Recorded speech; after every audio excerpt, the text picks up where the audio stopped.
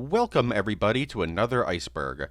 After the success of the Godzilla Iceberg Remastered video, it only made sense that I would eventually tackle the second greatest cinematic kaiju of all time, Reptilicus. No, I'm obviously talking about King Kong. Before I begin, I've already talked about these King Kong related topics in this video, so if you want to see me talk about these topics, go check out that video. Also, make sure to comment about your favorite entry, and leave a like on the video. It costs you absolutely nothing, but it helps me out a ton. You can also subscribe for plenty more icebergs in the future. And finally, I've got channel membership options. $5 a month will get your name at the end of the video, and I'll read them out. And you'll also get exclusive video previews for iceberg videos, usually ranging from 30 to 50 minutes long. And for $7 a month, you can get all of that, and every single video early. With all that being said, let's return to Monkey. Is the meat eater a T-Rex? So the theropod dinosaur featured in the original King Kong film and novel is actually never named. Instead, both the novel and the film's screenplay refer to the creature as the meat eater. In the film, it looks pretty much exactly what paleontologists thought theropod dinosaurs looked like, standing upright and having a tail dragging on the ground. But what dinosaur is it actually supposed to be? Well, most people's first thought is a T-Rex, as it's by far the most well-known theropod dinosaur, if not the most well-known dinosaur period. This is backed up by some of the film's stop-motion animators. Marcel Delgado and Willis O'Brien have both stated that the creature is a T-Rex. So that's it, right? It's a T-Rex. Well, maybe not. According to the film's director, Marion C. Cooper, the meat eater is actually an Allosaurus. So which is it, a T-Rex or an Allosaurus? Personally, I think it's more likely that the meat eater is a T-Rex, as it was designed to be a T-Rex by the film's animators, and in future adaptations of the story, the meat eater is usually very clearly based on a T-Rex, not an Allosaurus. But what about the fact that the meat eater has 3 fingers, not 2, like a T-Rex? Well, I think it's actually pretty simple. It was an error.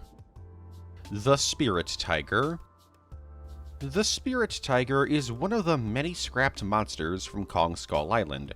It's basically a giant, highly aggressive tiger with deer antlers that, as the name may suggest, are viewed by the inhabitants of Skull Island as almost being supernatural in nature. This is backed up by the fact that if humans go near a spirit tiger, they'll become nauseous and dizzy, and they'll even be able to hear the spirit tiger's heart beating.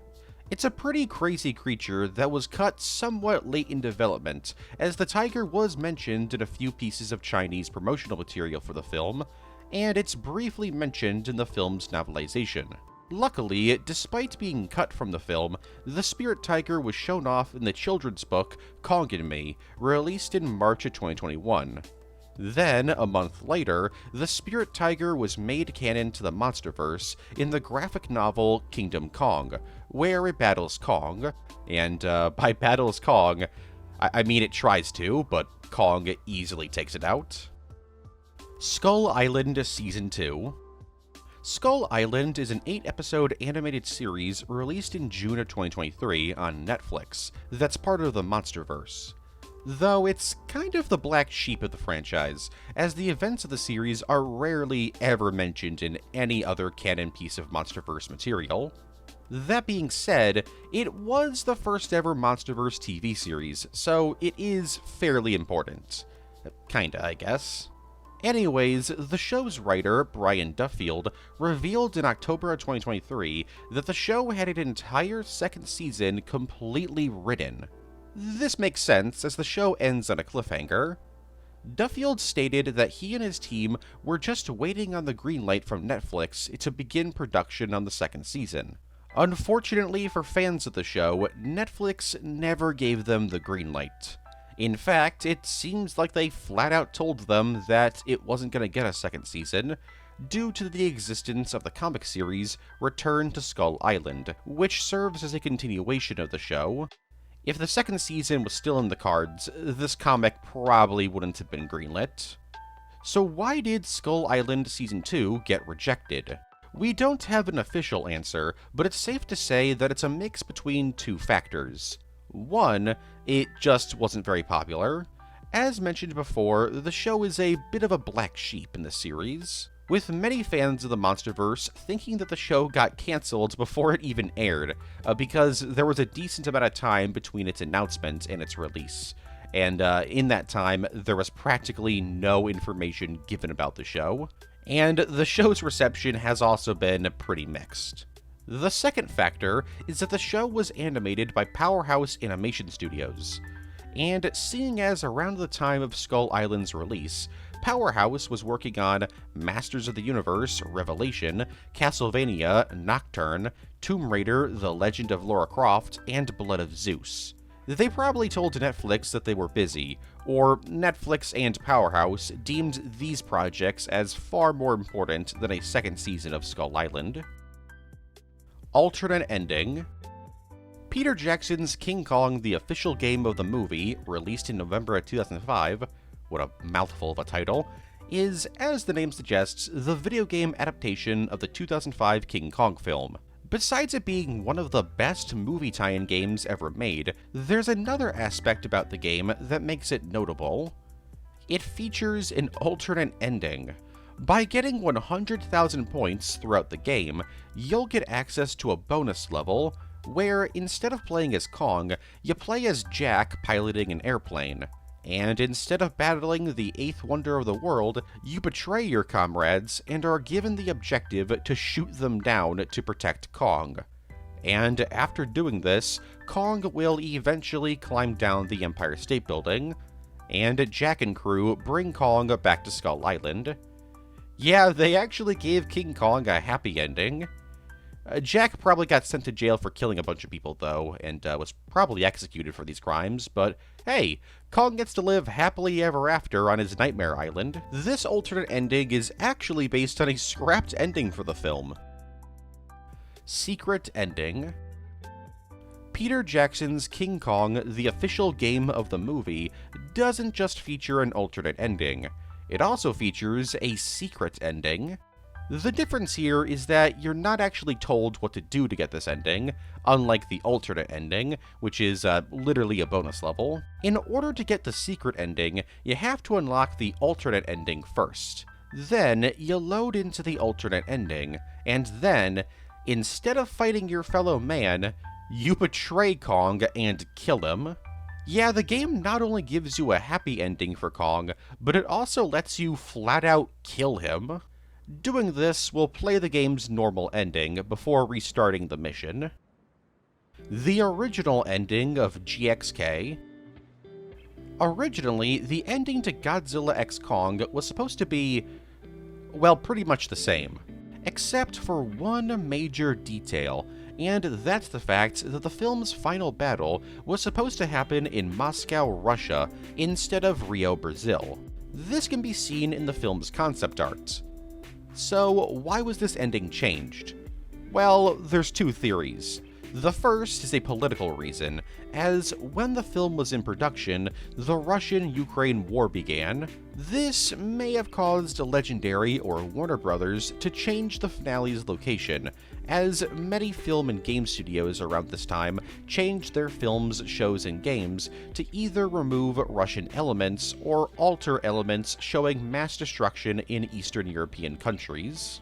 Such examples include Call of Duty Black Ops Cold War, FIFA 22, Far Cry 6, and Secret Invasion, so it's entirely possible that GXK was changed for this reason as well. The other potential reason is a creative decision, as Shimo shows off her ice powers in this fight, so her using them in an already cold and snowy location might have not looked all that interesting. So they changed the finale to a tropical location in order for her powers to better contrast the environment around her. If I had to guess the reason, it was probably a mix of both of them. Skull Island: Rise of Kong. Releasing in October of 2023, Skull Island: Rise of Kong is an original King Kong video game loosely inspired by the King Kong of Skull Island series of books and comics. The game is about a young Kong getting revenge on the Death Runner named Ga, who killed Kong's parents. The game is, well, not good. In fact, the game was received horribly. It's by far the worst reviewed kaiju game tied to a famous monster, like Godzilla, Gamera, or Kong. Developed by the company Iguanabee, the game was rushed out the door, and thus was littered to the brim with bugs and glitches. But that wasn't even the worst part about the game. No, the worst part about the game is that it's just kind of soulless. Like, it feels like the worst kind of mobile game. It's extremely repetitive, has barely any content, has weird difficulty spikes, and is overall just really boring to play. Also, visually, just look at it. It looks like a really low-budget mobile game. But no, it was released on 5 different consoles and PC. The game features a bunch of different monsters from the world of Skull Island, like the previously mentioned Death Runners, but there's also giant spiders, giant crabs, and a giant albino worm. The game also features one of the craziest DLCs ever, and by craziest, I mean one of the worst DLCs ever. The Rise of Kong Colossal Pack adds a boss rush mode to the game, which, isn't all that weird, but it also adds 8 game filters. Basically, you can make your game look black and white, or kinda like a film from the 70s. There's also 8 different Kong skins, and they're just different colors. There's nothing that unique here. While it's fun to make fun of the game, I do need to mention that there was an insane amount of crunch work done on the game. The entire game was built and released within just a year, so while the game is really, really terrible, the people who worked on it weren't exactly in the best situation. I'll leave this entry with probably the worst cutscene in video game history.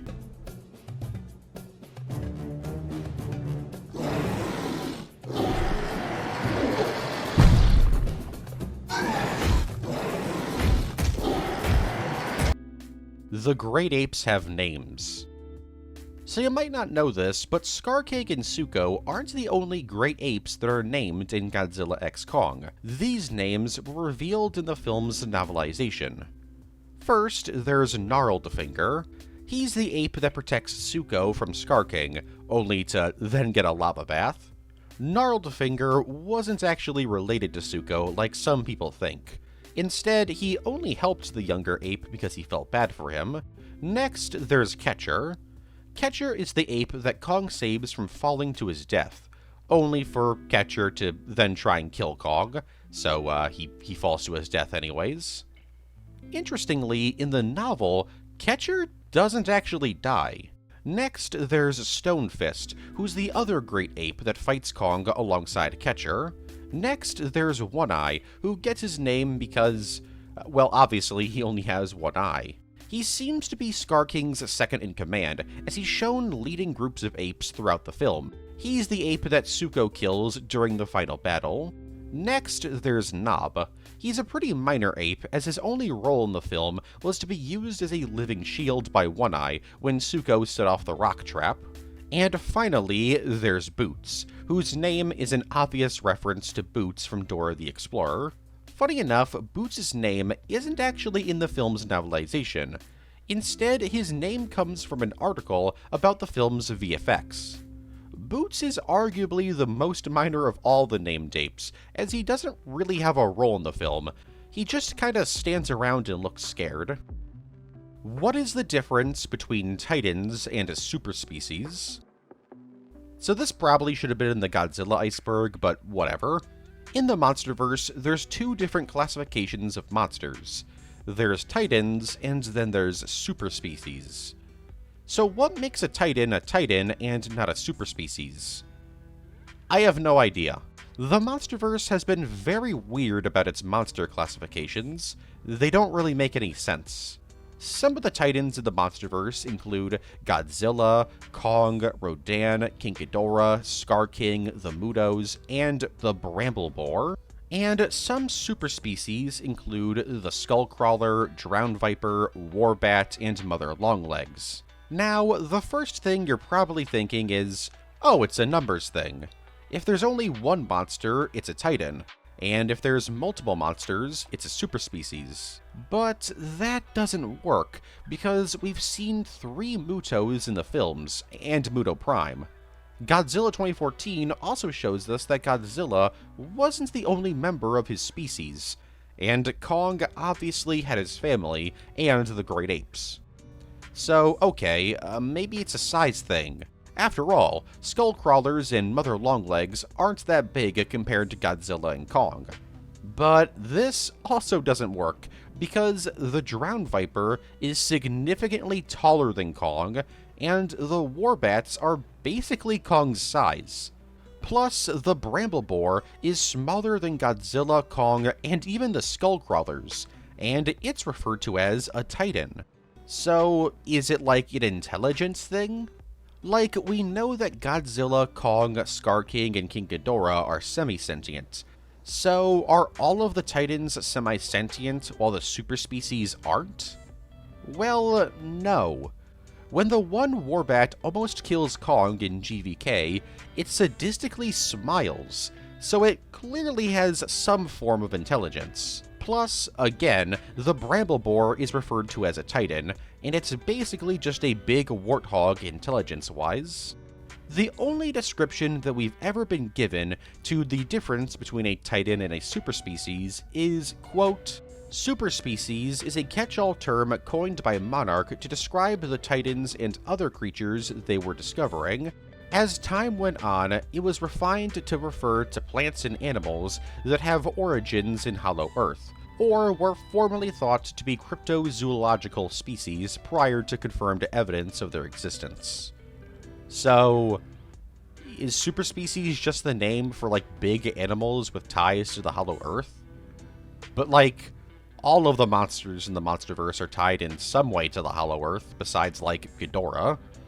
I don't know, I don't get it. If you understand it, let me know in the comments. Maybe I'm just being stupid. Fortnite. In January of 2025, Kong from the Monsterverse, specifically his appearance from GXK, was added into Fortnite, along with the Monsterverse Mechagodzilla.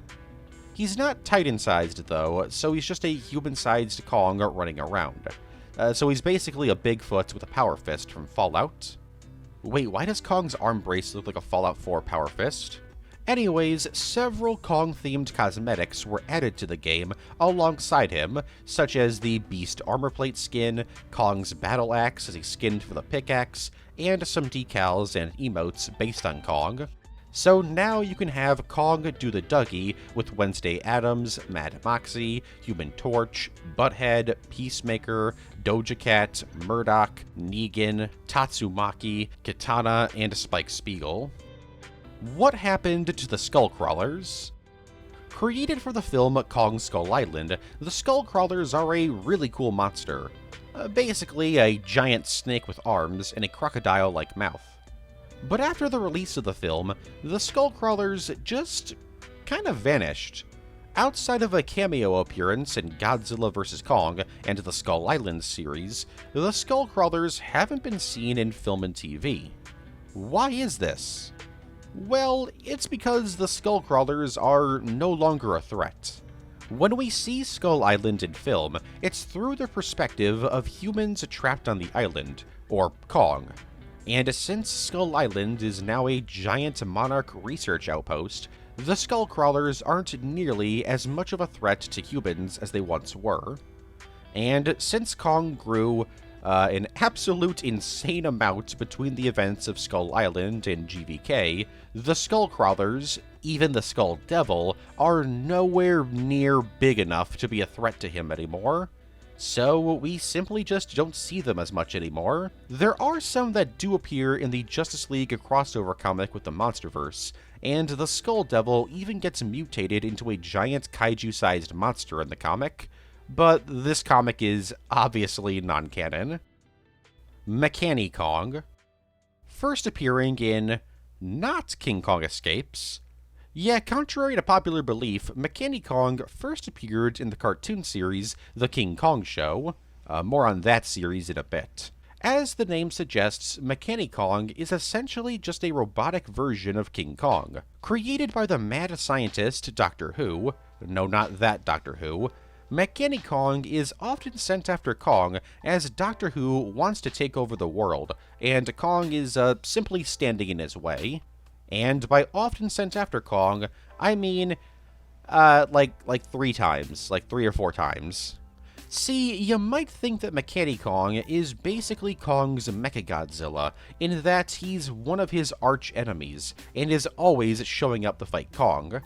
But that's just simply not the case.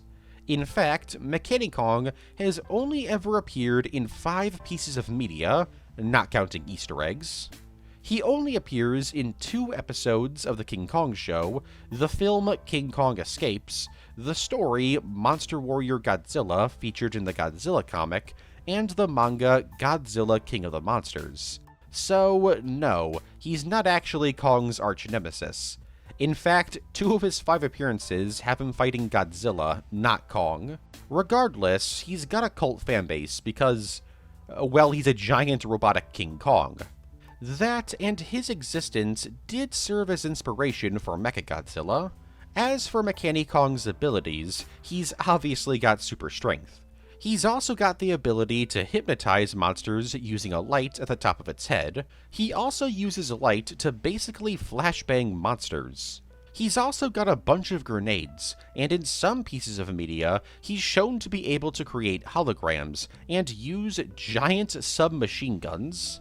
Despite all of this, Mechani-Kong is incredibly dumb, as he's a very simple robot and is often controlled directly by others, instead of being left to do his own thing. Deleted scenes.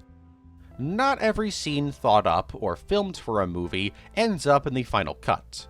Here's a list of deleted scenes from each of the theatrical King Kong films. For King Kong 1933, a scene where a brontosaurus kills 3 people was cut from the film. A scene where Kong battles 3 triceratopses was cut from the film. Several shots of Jack and Ann escaping Kong on Skull Island were cut from the film. A shot of Kong falling from the Empire State Building was cut from the film. It would have been the camera looking down at the street as Kong falls. A scene in which Kong interrupts a poker game in New York City was cut. And finally, a scene in which a Styracosaurus chases after the crew of the Venture was cut from the film. The men would have hid in a log in order to escape the dinosaur. There was even a version of this scene where it was an Arseniotherium chasing after them instead. Should also mention that most of these deleted scenes may have not actually been filmed, as they're not in the film's shooting script. As for Son of Kong, a giant Triceratops was originally supposed to appear in the film. Sadly, that's pretty much all of the stuff that I could find for Son of Kong. The film was made and released within 9 months of the original film's release, so they used pretty much everything they filmed. For King Kong vs. Godzilla, there was supposed to be a scene where Godzilla destroys the Takasaki Bayek Daikanon, a very famous statue in Japan. There's also this publicity shot created for the film. Some have argued that this is from a deleted scene, but most, including myself, just think that it was made for marketing purposes. It was never intended to be in the film. As for King Kong Escapes, Susan Watson's introduction was supposed to be longer, and the conversation between Carl and Madame Piranha was supposed to be longer as well. Both of these scenes were added back into the film for its US release. For King Kong 1976, there was supposed to be a scene in which Kong throws a car into a building. We were supposed to see that Wilson's hat was all that remained of him after Kong stepped on him, which implies that his body is stuck to Kong's foot. The battle between Kong and the giant snake was supposed to be longer. A scene of Kong resting for a moment while climbing up the World Trade Center was cut. A scene in which Prescott drugs a Petrox crewman in a bar was cut. And finally, Wilson would have been shown to be fired before being killed by Kong. As for King Kong Lives, originally, Dwayne from King Kong 1976 was going to return and be brought in to talk with Kong, only for Kong to immediately reject her in favor of Lady Kong. This scene was cut due to her actress, Jessica Lange, refusing to return for the film. This is the only deleted scene that I could find for King Kong Lives. For King Kong 2005, a scene involving the crew battling a bunch of bug monsters called Scorpedas was cut from the film. Shortly after being attacked by these bug monsters, a Piranodon would emerge from the river and attack the crew, eating one of them. A scene where Kong smashes into a military truck containing a bunch of hyped-up soldiers was cut from the film. There was supposed to be a scene on the boat showing the crew having a dance party.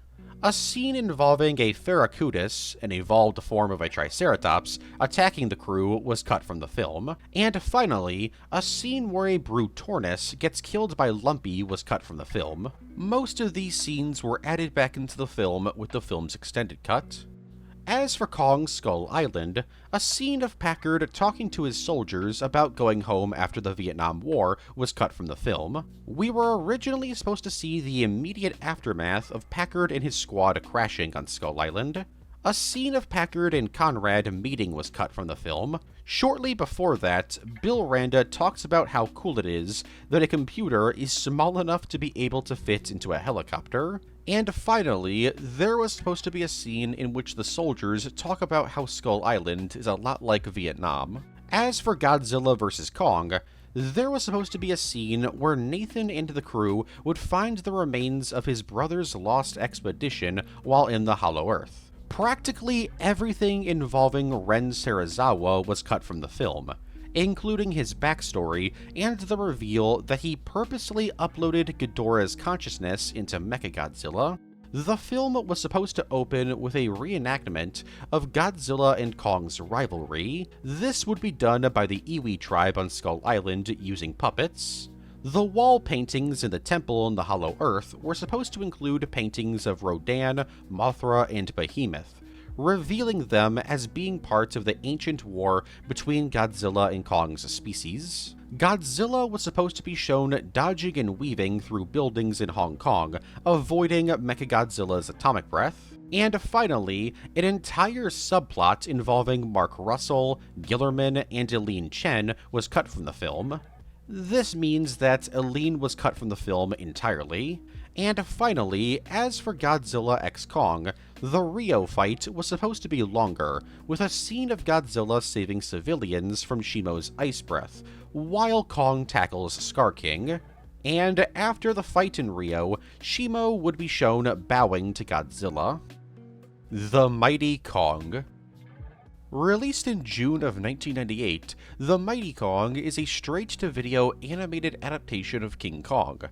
But not only is it an animated version of the original story, but it's also a musical.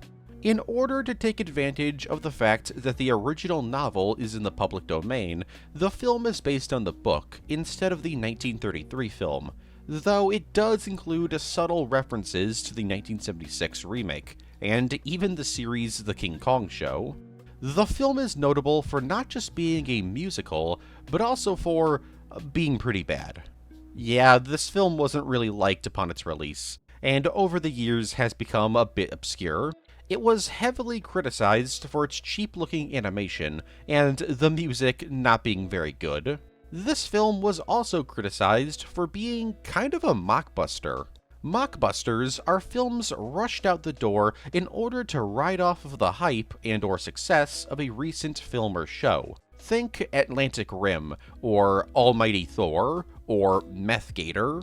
You see, in 1998, Disney released their Mighty Joe Young remake, which, for those that don't know, is a very boring film about a giant gorilla. So a King Kong film was made by LA Animation, but instead of calling it King Kong, they called it The Mighty Kong, like, you know, Mighty Joe Young. But then Mighty Joe Young bombed at the box office, so making Mighty Kong was kinda pointless.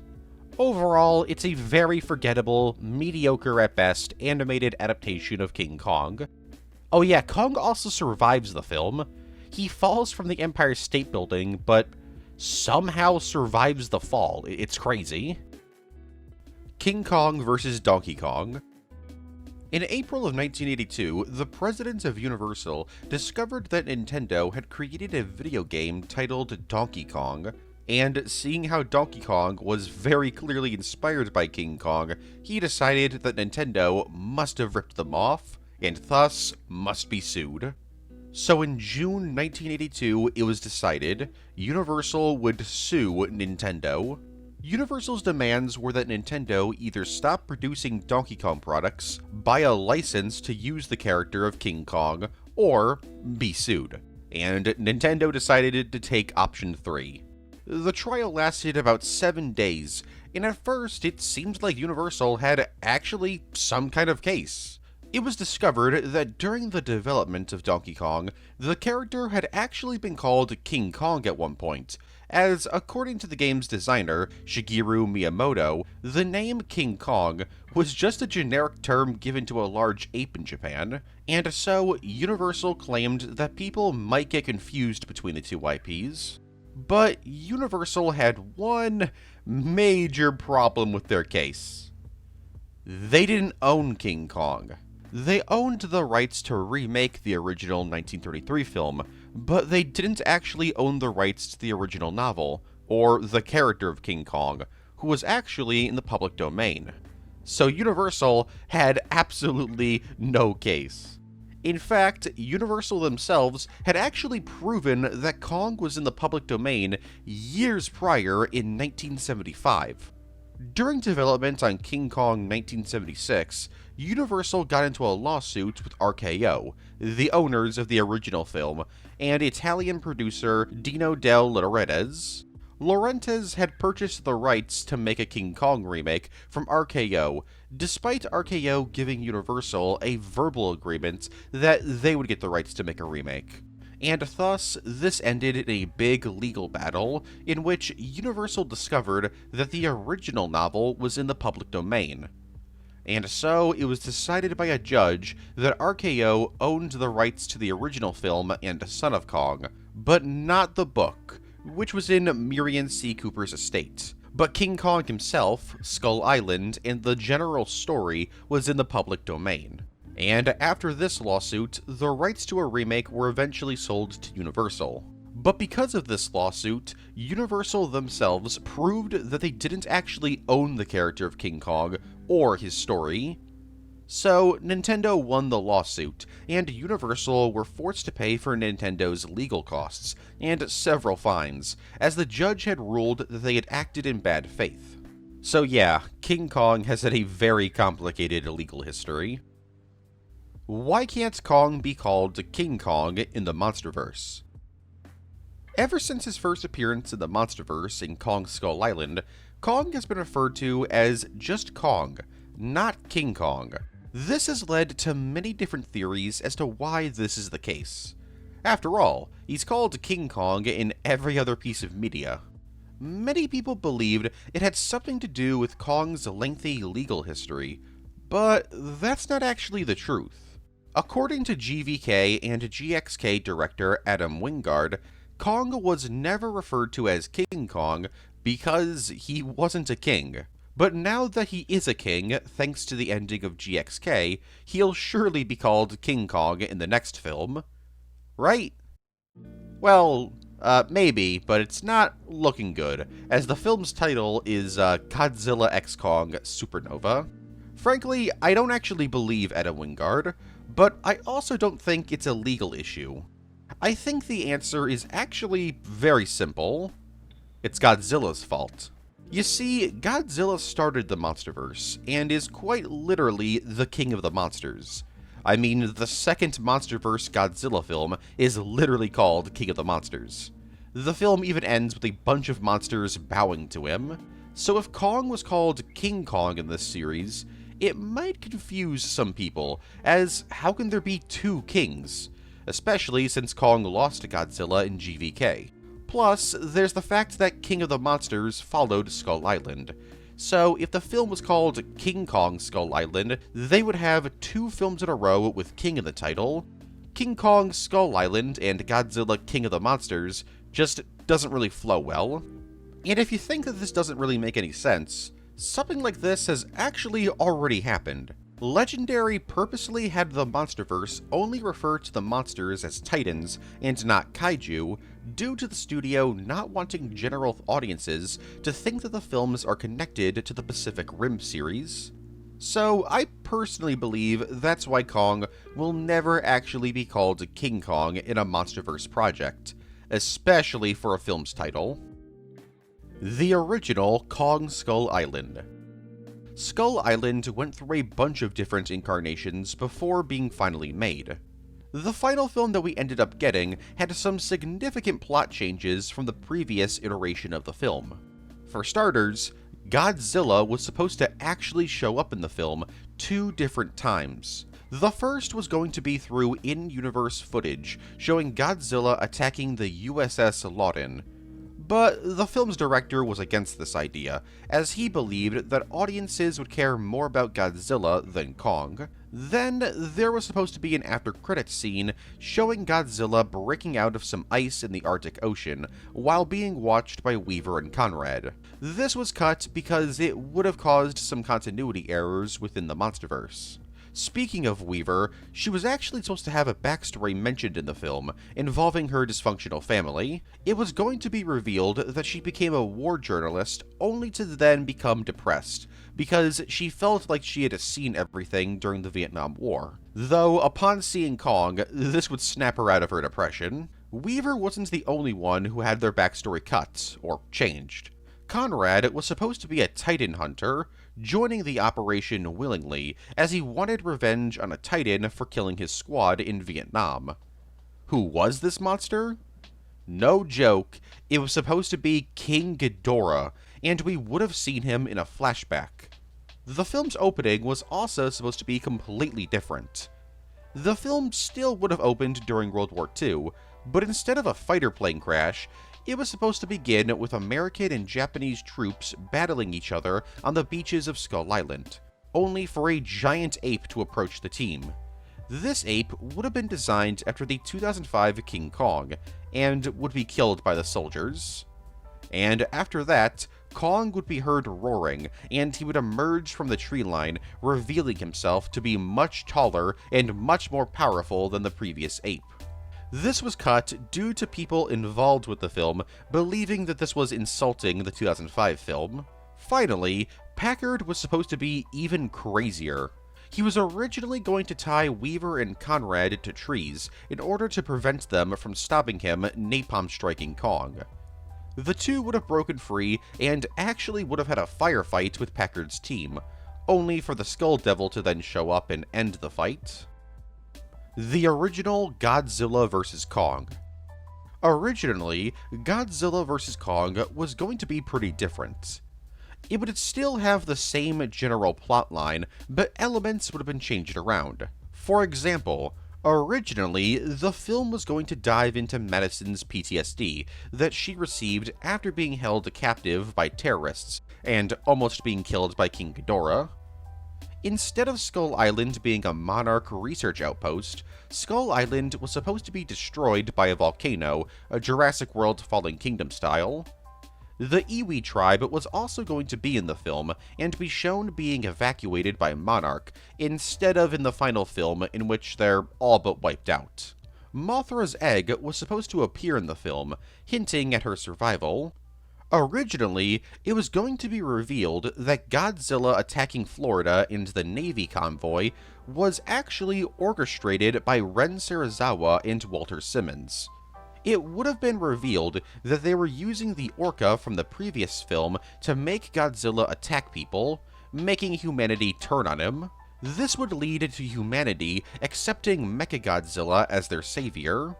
Originally, while traveling to Hong Kong, Madison and crew were going to be attacked by Skullcrawler hatchlings. This idea would be revisited in Kong's survival instinct. Overall, like I said, this version of the film would have been pretty different, but still follow the same general story. Creature Codex AI controversy. Kong Skull Island Creature Codex is a supplement pen and paper RPG book that gives guides to the various monsters of Skull Island. Released in February of 2025, the book is somewhat canon to the Monsterverse, as in, it's supposed to be canon, but let's be real here, it's probably only very, very loosely canon. The book had 4 different artists working on the project, but despite this, there was a bit of a controversy. Some of the art in the book was a bit suspicious looking to a lot of fans. Namely, the Trickmaw, Roker, Tanny Stalker, and the Nest Raider. The artwork depicting these creatures was accused by many as being AI generated, or at the very least being AI assisted, like being traced on AI art. Even the artwork of the Kraken was accused of being AI generated due to some detail differences between the Kraken seen in the Skull Island animated series and the book. So, is there any truth to these claims? Well, this is one of those things that, unless there's a whistleblower, we'll never know the truth to. Though people who have worked on the book have commented about this controversy. For example, the book's author, Siegfried Trent, stated on Twitter that they didn't believe that any AI art was used in the book, as they had seen sketches of many of the creatures while they were in development. They also went on to argue that many of the creatures look differently from what they looked like in other pieces of media due to each project having their own art styles, and Legendary allowing for artistic freedom while making projects. In my personal opinion, I don't think AI was used. Most of the art in the book looks like an actual artist drew it, and the most suspicious piece of art in my opinion, the Roker, has been flat out debunked by the book's publisher, as they literally showed us the artist David Chen's sketches for the creature. But what do you guys think? The racism controversy. The original King Kong novel was released in 1932, and the original film was released in 1933. And because they're so old, there's gonna be some things that aren't so great, or have aged poorly. For example, the natives of Skull Island. They've been at the center of controversy for decades, with many people claiming that they're one of the biggest pieces of evidence that the original novel and film, and other films such as Peter Jackson's King Kong and King Kong vs. Godzilla, have racist elements. Now, for starters, they did do blackface for King Kong vs. Godzilla, so they got a point there. But as for the original novel and the film, well, let's go over these critiques. The biggest argument is that the natives are portrayed as extremely aggressive and almost cult-like, as they do human sacrifices. Many argue that this just plays into the stereotype of tribesmen around the world being savages that need to be civilized by white men. People counter this argument by saying that, while not all native tribes in the world were like this, there were some tribes and sometimes entire empires that did this kind of stuff, like human sacrifices in the Aztec Empire, or aggression shown by the North Sentinel Island natives. Then there's the argument that Kong is meant to represent a black person. The idea is that Kong, a black person, falls in love with a white woman and is taken away like a slave, to which he breaks out and tries to steal the white woman, only to then be killed. People counter this argument by arguing that if this was the intention, they did a really poor job at it, as Kong is meant to be a sympathetic character. You're not supposed to cheer when he's killed, or when he's chained up. Then there's Charlie, who's a Chinese man with stereotypical Chinese facial hair who speaks in broken English. People argue that this character is racist for obvious reasons, to which people counter this with, well, they don't actually counter this argument. There's not really much you can say. I mean, this was just bad. Personally, I've always viewed the story as being critical of the exploitation of nature. I didn't really think the film's message had anything to do with race. Now yes, the film did come out in 1933, so it does have some poor handling on race, but I don't think the film is like trying to have a racist message. Overall, the film and the novel have some complicated issues regarding race. What do you guys think? Please be civil in the comments. What is it, Kong? What's the matter? Oh, no wonder he's excited. Take a look at this. King Kong. On King Kong glasses. Get one free at Burger Chef when you buy a Big Chef or Super Chef, large fries, and a large serving of Coca-Cola. Or get one with purchase of a regular size Coke at a special price.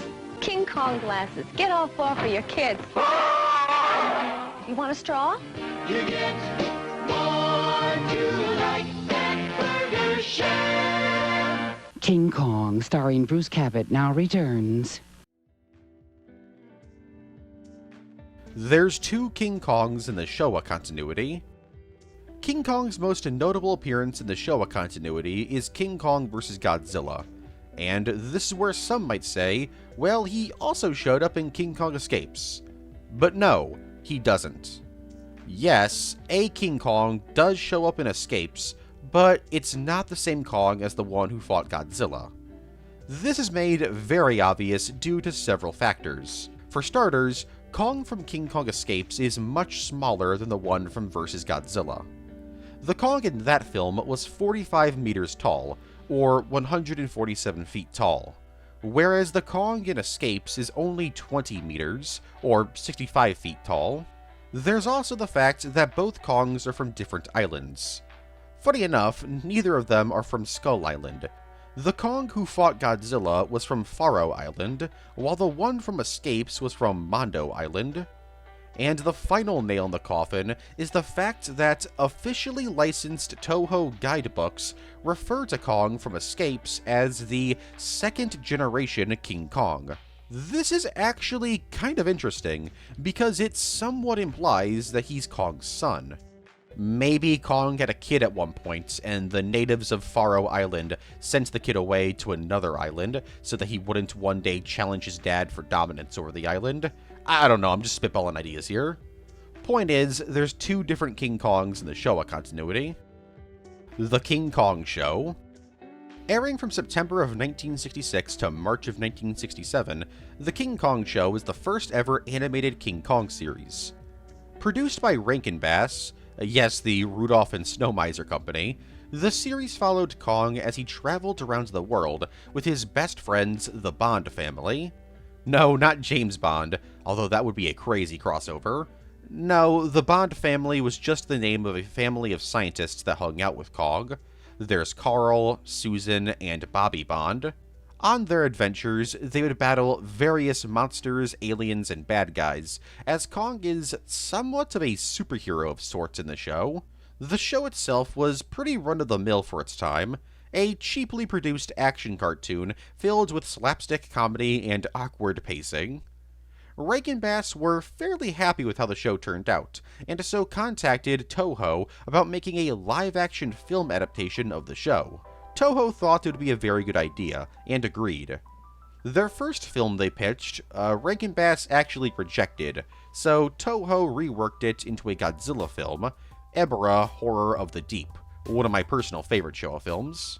Their second pitch was far more successful, that being King Kong Escapes. Though, while an adaptation of the show, it's not actually canon to the series. For example, the Bond family was completely removed, with Carl Nelson and Susan Watson serving as their replacements. Though characters like Doctor Who and Mechani-Kong from the show do return. Mondo Island from the film was also taken from the cartoon, as in the series it served as Kong's home, though it is sometimes referred to as the Skull Island in the series, but for the most part it's called Mondo Island. As for the monsters featured in the show, they're mostly nothing special. Sure, you had Mechani-Kong, but most of the monsters were just kaiju-sized versions of dinosaurs or other animals.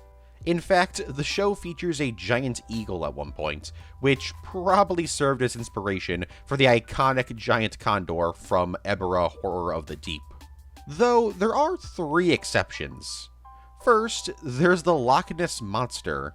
Yeah, Kong battles Nessie at one point in the show. Despite being much bigger than Kong, it's implied that Kong kills her. Then there's the Great Sphinx of Giza. No joke, Doctor Who puts a robotic brain in the monument, which somehow brings it to life, and even gives it laser eyes. Kong then proceeds to destroy it. Then there's Moby Dick. Yup, Kong battles the great white whale himself. Though, unlike Nessie and the Sphinx, after battling the giant whale, the two actually become friends. Ready Player One. In 2018's Ready Player One, King Kong makes an appearance, and unlike most of the film's cameos, he actually plays a role in the film's plot. A minor role, but a role nonetheless. During the film, there's a giant race that the characters need to win in order to get the first piece of a puzzle as part of a contest. The race is made extremely dangerous due to the track constantly falling apart around the racers, and also the racers are trying to kill each other, and a T-Rex from Jurassic Park and King Kong show up and try to destroy the players.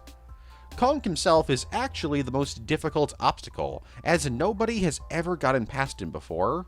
Kong's appearance in the film is rather unique, because instead of just reusing Kong's CGI model from the 2005 film, or Kong Skull Island, he's a completely new model that's actually based on the original 1933 King Kong. He's also significantly bigger than the 1933 Kong, so he's like the original Kong, just on steroids. Vine Strangler. The Vine Strangler is a scrapped monster, or superspecies, that was designed for Kong Skull Island, but during development on the film, they were cut. They're giant bug monsters that disguise themselves as vines. They use their vine-like appendages to trap their prey, and then they literally carry them up to their stomachs, which then open up. The prey is then placed inside the stomach alive, and then the stomach closes. The prey then dissolves, and the Vine Strangler is pretty happy. They're a pretty horrific creature that seem to have been replaced by the Mother Longlegs in the film. They kinda remind me of the Barnacles from Half-Life. While they were cut from the film, they were kinda made canon. Documents about the creature appear in both the trade paperback of the comic Skull Island, The Birth of Kong, and the Monarch Files 2.0 bonus feature on the Blu-ray release of Kong Skull Island. So they technically exist in the Monsterverse, but we haven't actually, seen them in action. Goro. The suit created to portray Kong in King Kong vs. Godzilla was actually briefly used in King Kong Escapes. It was the suit double for the main suit in that film, and was mostly, if not exclusively, used in water scenes. But between these two films, the suit didn't just sit in storage. Nope, around this time, and actually for quite a while, Kaiju suits were shared around multiple different companies and projects, in exchange for either money or favors. And Kong's suit was no different. The Ultraman franchise is one of the most popular Kaiju franchises of all time, and it got its start with the series Ultra Q, which ran from January to July 1966. And in the show's second episode, the King Kong suit was used to portray a new giant ape monster, Goro. Besides a tail and a new head being added to the suit was pretty much identical to the one used in King Kong vs. Godzilla. As for his history, Goro was actually originally just a normal monkey, but after being exposed to some experimental drugs, Goro was mutated into a kaiju, and later gained an addiction to milk. But it's not like Goro was evil. Bro just wanted to chill out and play, and drink milk.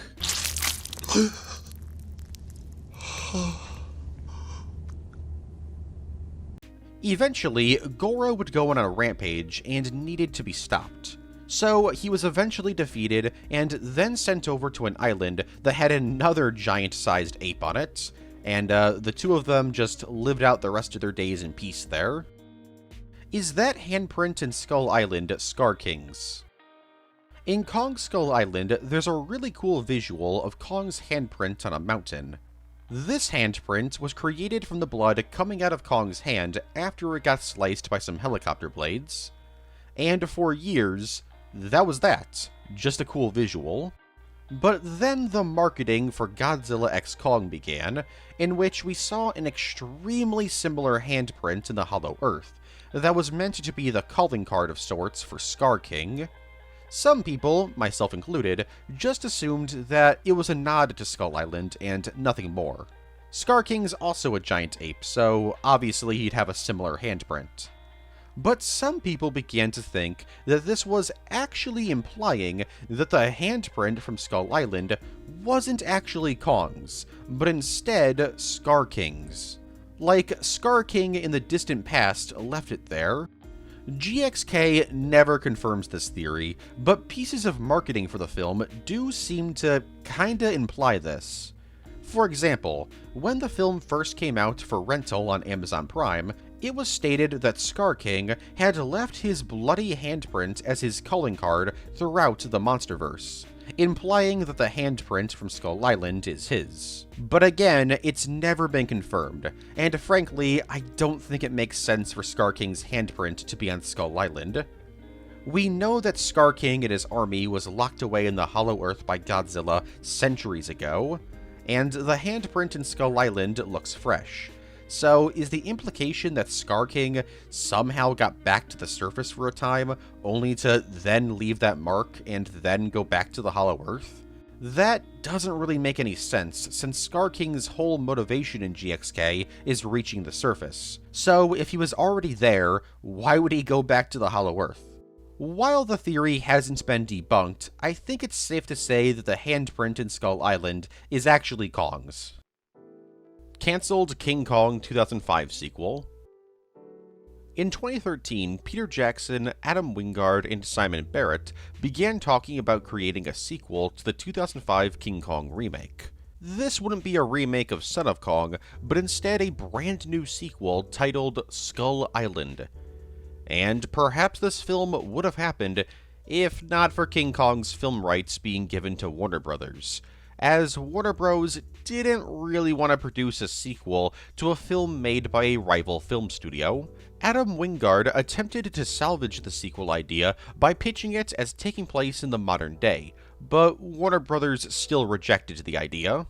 Though these pitches, along with the success of Godzilla 2014, would lead to Warner Bros. To greenlight another Kong film, that being Kong Skull Island. And of course, Adam Wingard was brought on board to direct GVK and GXK.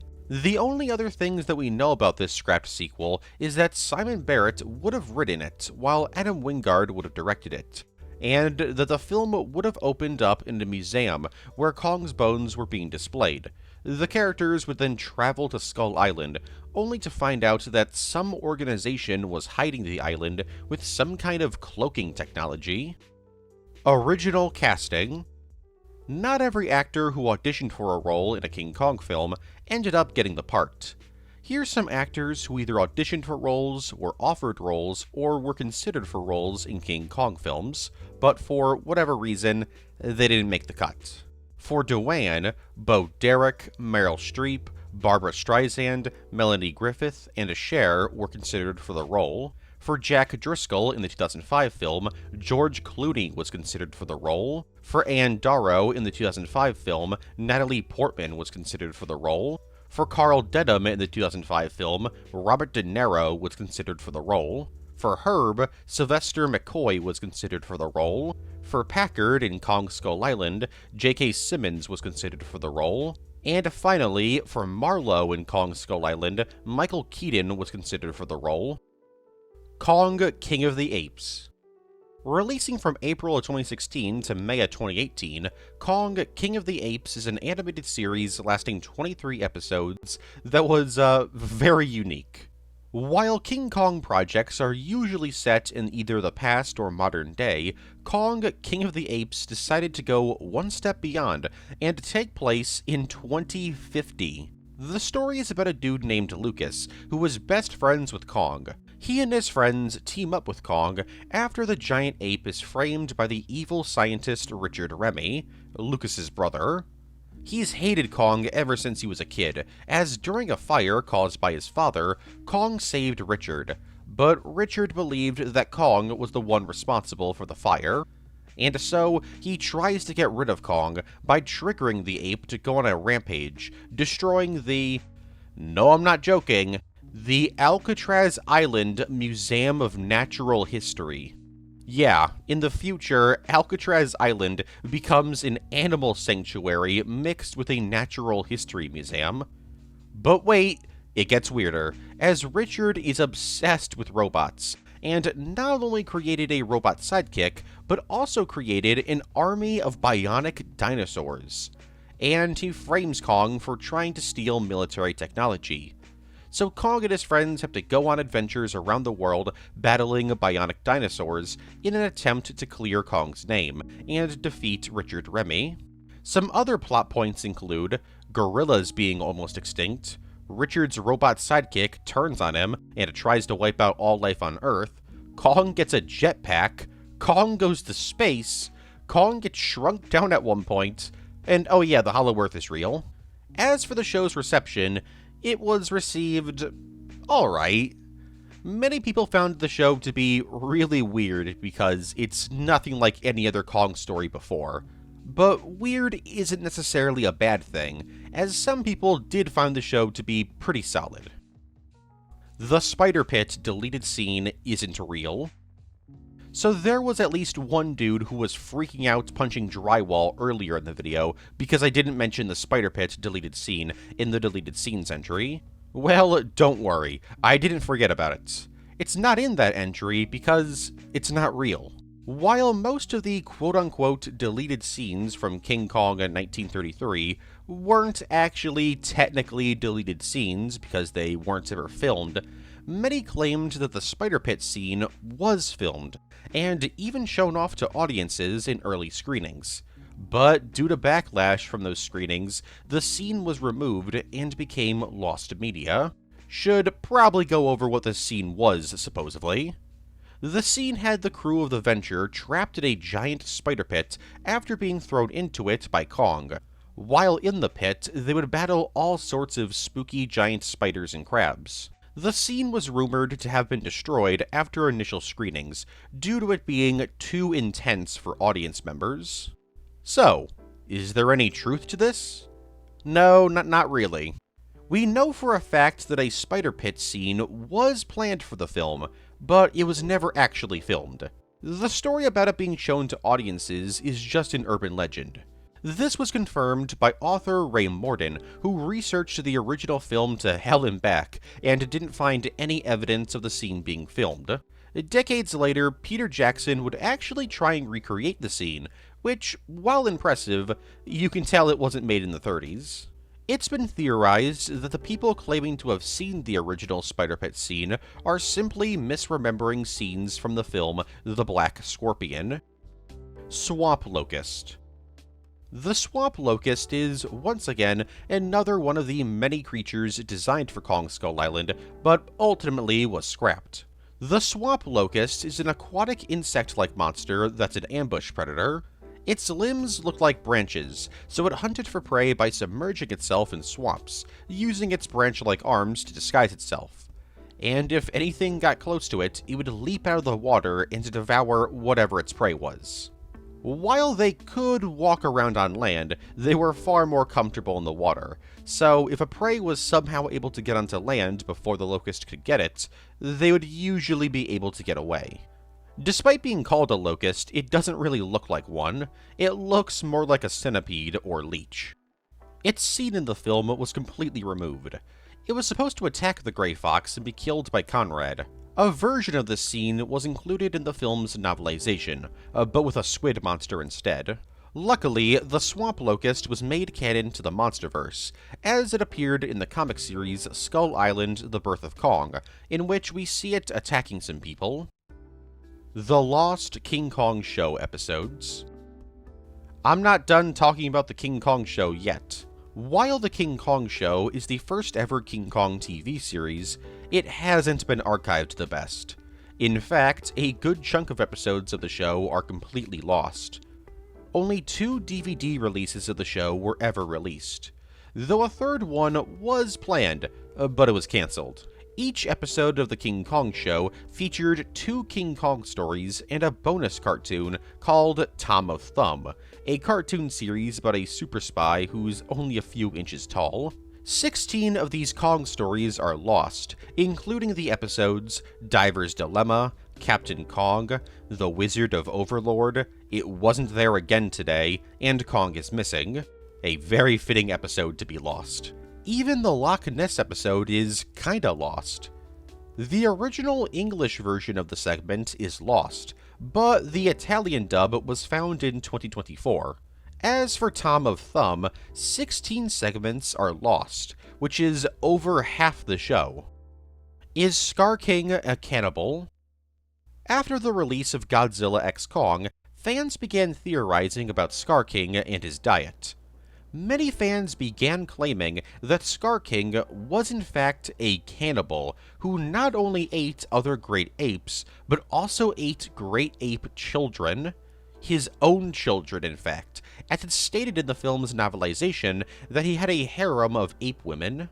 So, is there any actual evidence to these claims? Kinda, but nothing in regards to eating kids. It's never mentioned in the film's novelization, or the film itself, that he's a cannibal, but according to the film's production designer, Tom Hammock, Scar King was partially inspired by real-life cannibal chimpanzees, saying, quote, "For the Scar King, Adam and I started looking, and it's a little creepy, within the great ape community, where you have certain apes, particularly with the chimpanzees, that live off of hunting other monkeys, live off hunting other apes. They have this look to them that's unlike other primates. There's something very primal, something very evil about them. So if Scar King was designed after cannibalistic apes, then, well, he might very well be a cannibal ape." You eat berries. You have to survive. Everyone knows that. Ain't your fault. We eat Babies. and mushrooms, you fool! Cancelled a prequel film. Remember that canceled a sequel to the 2005 film? Well, there was actually another attempt by Peter Jackson to continue the film's story, but this time as a prequel. Jackson pitched a prequel set during World War I, and unfortunately, that's literally all we know about the film's plot. The film was rejected because Warner Brothers just weren't interested in making a World War I era film. And while Adam Wingard and Simon Barrett wanted to make a World War I film, they wanted to make a normal World War I film, not a Kong World War I film, so it seems like Jackson was the only one interested in this idea. Funny enough, though, a little while later, a completely separate King Kong prequel script was pitched by Max Borenstein. His pitch was about a prequel to the original 1933 film set in 1917, and would have been about a character traveling to Skull Island to rescue their brother, who had become stranded there looking for a serum to cure every single disease in the world. This pitch was made after his pitch for a Vietnam War-era Kong film was rejected by Legendary. And Legendary didn't really like this World War I pitch either, as they wanted this film to be canon to Godzilla 2014, so making the original King Kong canon would kinda cause issues. So he reworked the script to have the film set in modern day, only for Legendary to once again reject it. It wasn't until Jordan Vogt-Roberts joined the project that the Vietnam War-era Kong film would be greenlit, leading to the release of Kong Skull Island. King Kong vs. Prometheus. In 1958, stop-motion animator Willis O'Brien pitched a sequel to the original 1933 King Kong that would have ignored the events of Son of Kong. The project was titled King Kong vs. Frankenstein, which would later be renamed to King Kong vs. Prometheus. O'Brien pitched the film to RKO, but they weren't super interested in it. But film producer John Beck was interested in the pitch, and so had screenwriter George Worthing Yates write a script for the film. And so the three of them pitched the film to multiple studios in America, only for all of them to reject it. So they decided to go try and pitch the film in Japan. And by they, I mean just John Beck. Willis O'Brien had no idea that the film was being pitched to Toho in Japan. And Beck's meetings with Toho would eventually lead to King Kong vs. Prometheus evolving into King Kong vs. Godzilla. O'Brien received no money or recognition for the film, despite the film originating from his idea. And in 1962, O'Brien would die of a heart attack, with his widow claiming that the heart attack was caused by the stress of the situation. As for the film's plot, the film was supposed to be about Dr. Frankenstein's grandson creating a giant monster made out of various dead animals from Africa, like rhinos, elephants, and crocodiles. Kong would be revealed to have survived the 1933 film, and somehow, Carl Denham had him sent back to Skull Island in secret. You might think, oh, he must have learned his lesson from the first film. But no, he didn't. Frankenstein's grandson would convince Carl to capture Kong again, so that he could have him and his monster do circus acts together. Kong is captured again, but Frankenstein's monster freaks out and kills Frankenstein's grandson. Kong is then released to fight him, and the two battle it out throughout San Francisco. Eventually, both of them fall to their deaths while fighting on the Golden Gate Bridge, and the film comes to an end. Oh yeah, and it was also going to be revealed that Frankenstein's grandson was actually lying about his connection to the mad scientist. He wasn't related. Swamp Wings. Swamp Wings are a creature created for Peter Jackson's King Kong, but were cut during development. The Swamp Wings are a bizarre frog and bat hybrid that just kinda sucks. Like, they weren't very good at jumping because of their small legs, and they weren't really good flyers, so they just kinda did, like, tiny little hops to fly for, like, 10 seconds before landing. Like frogs, their life cycle began as tadpoles, before eventually growing into their weird hybrid bodies.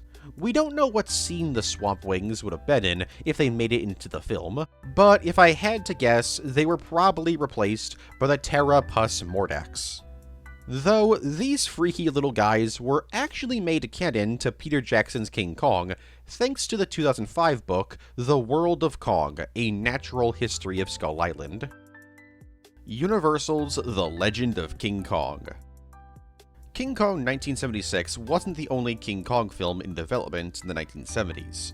In 1975, Universal began developing a remake to the original King Kong, titled The Legend of King Kong. Bo Goldman was attached to write the project, while Joseph Sargent was attached to direct. The film was planned to be extremely faithful to the original film, with just two exceptions. The first being that Kong would be played by a guy in a suit, much like King Kong 1976. And the film wouldn't just use the same creatures as the original film.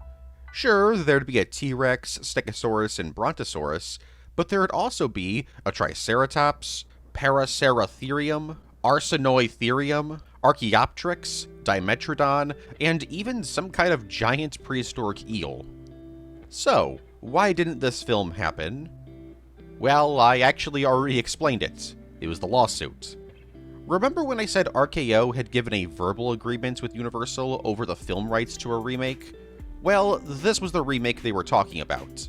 When Universal found out that the 1976 film was in development, Universal began rushing to produce the film in order to make Laurentiis and crew hesitant about making their remake. But this only had the opposite effect, as it only made them work faster to produce the 1976 film.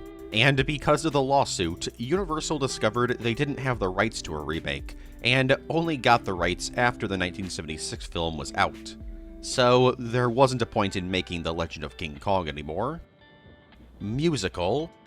In 2013, the story of King Kong hit Broadway in a musical titled King Kong. Oh wait, no, it didn't hit Broadway until 2018. Okay. In 2013, the story of King Kong hit Melbourne, Australia in a musical titled King Kong. This big-budget musical is exactly what it sounds like. Interestingly, the film isn't an adaptation of the original film, but instead it's a combination between the original, the 1976 film, and the 2005 film, as while it's mostly similar to the 1933 film, though there are some plot choices taken from the novel version, Kong's design is very obviously inspired by the 2005 film, and scenes like the giant snake from the 1976 film are featured in the musical. probably because it was easier to make a giant snake puppet than a giant T-Rex puppet. Unfortunately, the musical wasn't received very well. The original Australian version had a mixed reception, with people claiming that the musical's songs weren't all that good, and the dialogue between the songs was somehow even worse. When the musical did make the leap to America, it only got worse, as it was universally hated there. People really liked the Kong and Snake puppets and the overall sets, but when you're watching a musical, you're kind of expecting the music to be at least halfway decent. There was a third production of the musical done in 2021 in Hokkaido, Japan, but I wasn't able to find any reviews of it, so I don't know if it was well received or not. Original 1976 King Kong film. Because production on the film was rushed to hell and back due to Universal announcing The Legend of King Kong, a lot of the plans for King Kong 1976 ended up being abandoned, which changed the film's plot a bit. For starters, one of the biggest critiques of the film is the fact that the only Skull Island monster is just a giant snake. Well, the original plan was that there was going to be a bunch of different stop-motion dinosaurs as well. There was even supposed to be a recreation of the abandoned spider pit sequence from the original film, except instead of big bugs, it was going to be the sailors battling the giant snake. Another scrapped plot point was that Petrox was going to discover Skull Island not via satellite photos, but instead via a map that they found in the Vatican archive. This was changed due to Laurentiis not liking it. And finally, probably the most famous aspect of this scrapped version of the film was the life-size King Kong animatronic. Yup, originally King Kong was going to be played entirely by an animatronic. The animatronic was fully completed, but outside of a few very brief shots, it was cut from the final film due to the machine, which costed them $1.7 million to make, didn't actually work right. Kong, the animated series. Airing from September 2000 to March 2001, Kong the Animated Series is an animated series that's not about King Kong. Lasting 40 episodes and 2 seasons, the show is actually about his clone. Yeah, in this universe, the events of the 1933 film happened, and, the original King Kong is dead. But instead of these events happening in 1933, the events of the film happened much later, in the 1970s or 80s. So a woman named Lorna Jenkins decided to create a clone of Kong, but instead of just making him a pure one-to-one clone of Kong, she makes the clone a hybrid and combines Kong's DNA with her grandson Jason's DNA, making Kong an ape-human hybrid. But wait, it gets weirder. As not only is Kong a partial clone of Jason, he can merge together with Jason to become even bigger, smarter, and powerful. This form is called Mega Kong. This is done with the help of the Cyberlink, a piece of technology that the show's main bad guy, Professor Ramen de la Porta, really wants, as the tech allows people to merge with any creature on the planet. And he uses it to merge with a bunch of different creatures, like a wild boar, a cockatoo, the Loch Ness Monster, a two-headed werewolf made from the DNA of 2 German shepherds, a clone of Jason, a manticore, and even a T-Rex. He also had a bunch of henchmen who could also turn into animals, like a yeti and a dragon. Not only do they want all of this cyberlink tech, but they also want to collect the Primal Stones, some very powerful ancient stones that if all collected would allow them to rule the world. But wait, it somehow gets even weirder. The show features other crazy stuff like an evil King Kong from an alternate universe, time travel, Atlantis being real, Minotaurs are real, and there's a very interesting design for the cyber-linked Loch Ness Monster. Why did they give her boobs? I mean, I know why, this definitely woke somebody up. Remember how I said that there wasn't a series like Kong, King of the Apes, and that was the weirdest King Kong show? Yeah, I was actually lying. This is by far the weirdest piece of King Kong media. Edgar Wallace's King Kong script. In December of 1931, writer Edgar Wallace began work on a script for the original King Kong after being hired by Marion C. Cooper. Funny enough, the film actually had begun filming without a finished script, so they needed to get a script done ASAP. And Wallace worked pretty fast, as he had the script done in January of 1932. He then unfortunately died a month later, so we never actually got to see the final film. Now, while he's still credited as one of the film's writers, it's been debated on how much he should be credited, as while the final film does feature elements created by Wallace, for example, most of the New York scenes, Wallace's original script had some stuff that didn't make the cut. For example, there was going to be a lot of racial tension between the characters, which implies that the crew of the venture was originally going to be more diverse. There was also supposed to be multiple attempted R-word scenes involving Anne. The characters in this draft were also quite different. For example, Carl Denham was named Danby in this version, and he was a big game hunter. Anne Darrow was going to be named Shirley Redmond in this draft, and she was going to be the daughter of a governor who was kidnapped. And Jack Driscoll was originally going to be named John Driscoll, and he was one of the people who kidnapped Anne, or I guess Shirley. What would become the crew of the venture in the final film was originally supposed to be a group of prisoners who were on the run. The island that they were being held prisoner on was called Devil Island, and Anne's father was the governor of it. During their escape attempt, they would have to land at a nearby island, which ends up being Skull Island. The film was also supposed to have a human antagonist, that being a man named Lewis, who serves as John's rival in the film, and he would be the one who attempts to R-word Anne. He would end up being killed by Kong. The last major difference is that Kong was supposed to be killed not by man, but by God, as he'd be struck with lightning. If only this was the Toho King Kong, he would have survived. Cancelled 1996 remake. The 2005 King Kong film was not Peter Jackson's first attempt at making a King Kong film. In 1996, Peter Jackson was hired by Universal to make a King Kong remake. He was extremely hyped about this project, as the original King Kong is his all-time favorite film, right next to Joe's Apartment.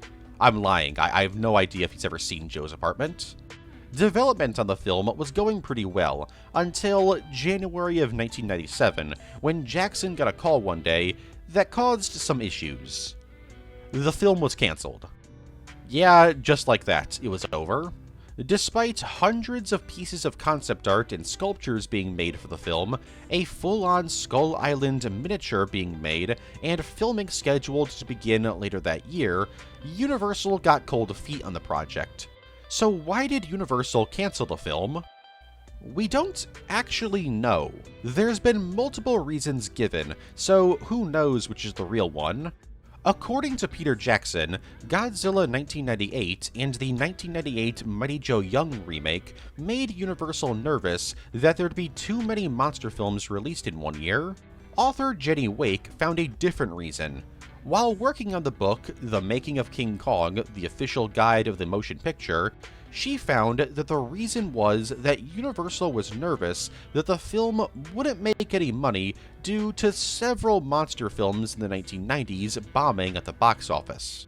Because of how excited he was for the film, Peter Jackson was hit insanely hard by the film's cancellation. So when Universal contacted him almost a decade later to make the 2005 film, he was a bit nervous to accept. But he did, and we got a pretty good film out of it. As for what the 1996 film would have looked like, the creatures in the film would have been done with a mix of stop-motion, CGI, people in suits, and animatronics. Kong himself was going to be fully CGI, but close-up shots would use animatronics and suit acting. We also know that the film would have featured a bunch of dinosaurs not seen in the 2005 film, like Utah raptors, ankylosaurs, carnotauruses, and allosauruses. In fact, the Allosauruses were meant to be the meat-eaters of the film, and eventually were turned into the V-Rexes when the film was revisited in the 2000s. So I guess we know what side of the debate Peter Jackson's on in regards to what the species of the meat-eater is. The wrong side, it's a T-Rex. What is it, Kong? What's the matter? Oh, no wonder he's excited. Take a look at this. Kong, the eighth wonder of the world. Just like in the movie, now he's yours. King Kong. Enter the jungle of Skull Island, where you swing Kong into action and help him battle the jaw-chomping, tail-whipping, and claw-pinching creatures. But Kong's mighty strength and powerful grip shows them all why he's the king. King Kong, and his world is now playing in your world. King Kong, starring Bruce Cabot, now returns. Deep Rising. Released in January of 1998, Deep Rising is a horror movie about some dudes trapped on a cruise ship with a giant monster called the Octolus. I actually recently just watched the film for the first time, and I thought it was okay. I mean, it's not, like, very good, but, like, it's very entertaining. The film itself has pretty much nothing to do with King Kong, but that wasn't the original plan.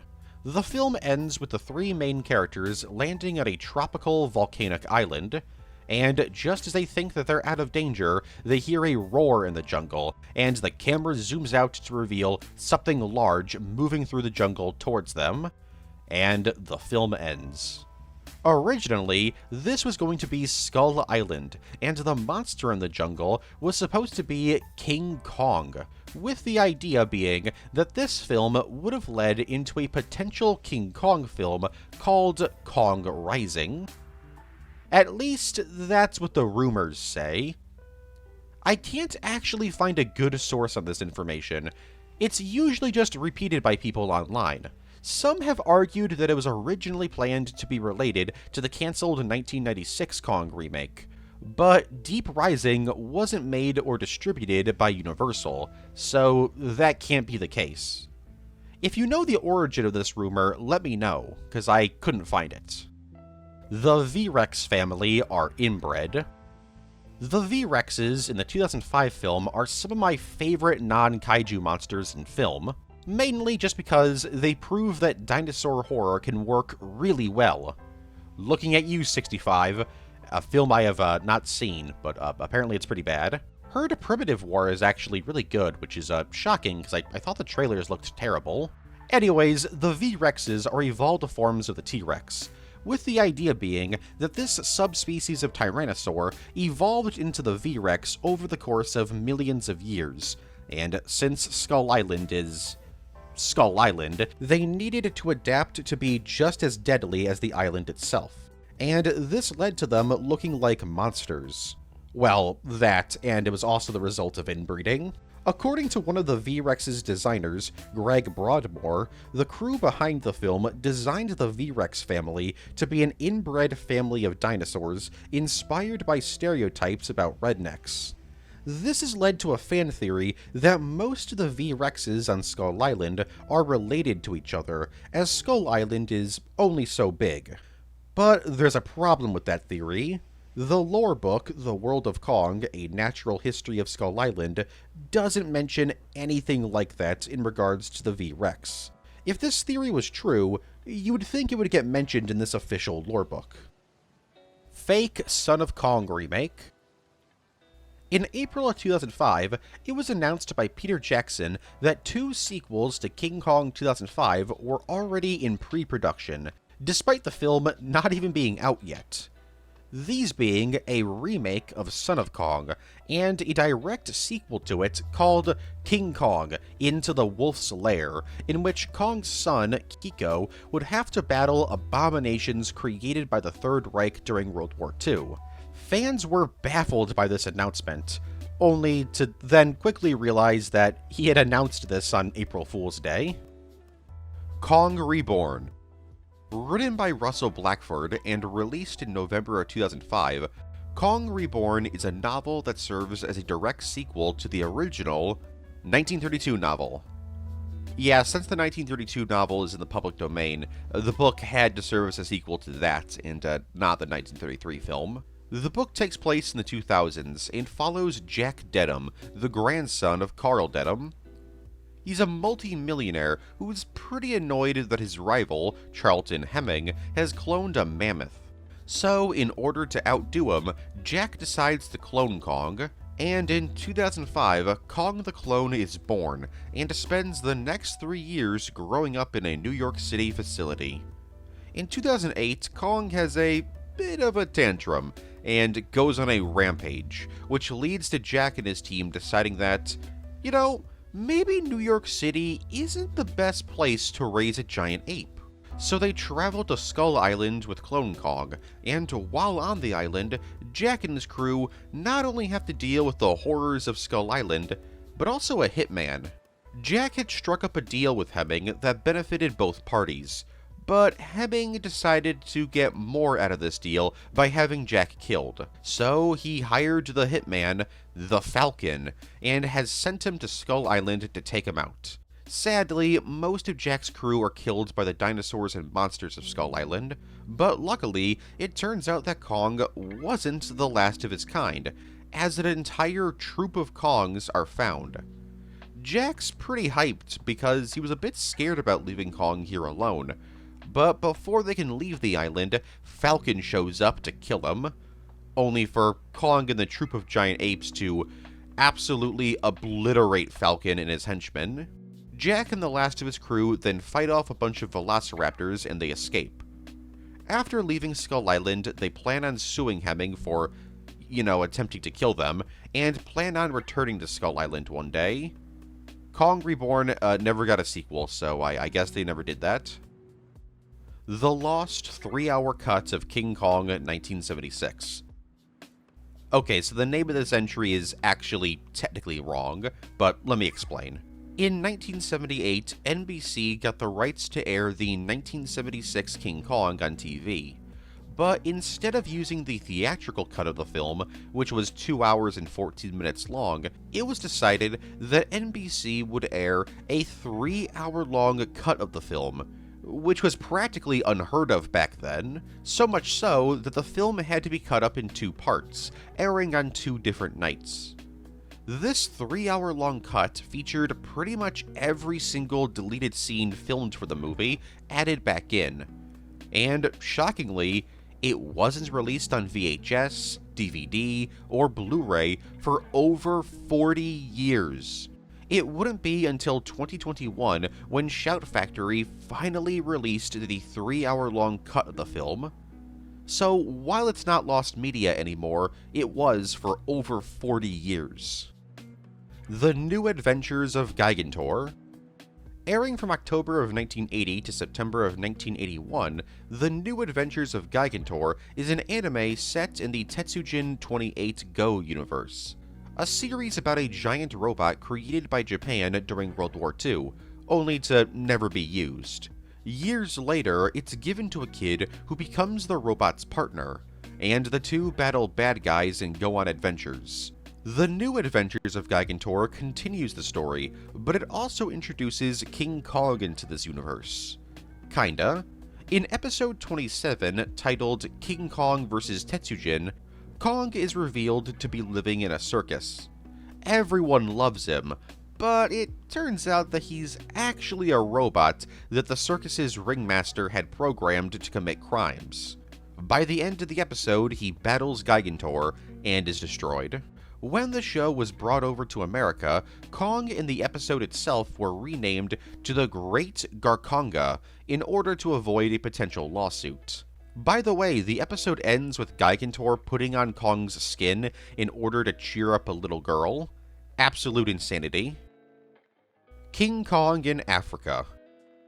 King Kong Lives wasn't originally going to be the sequel to the 1976 King Kong film.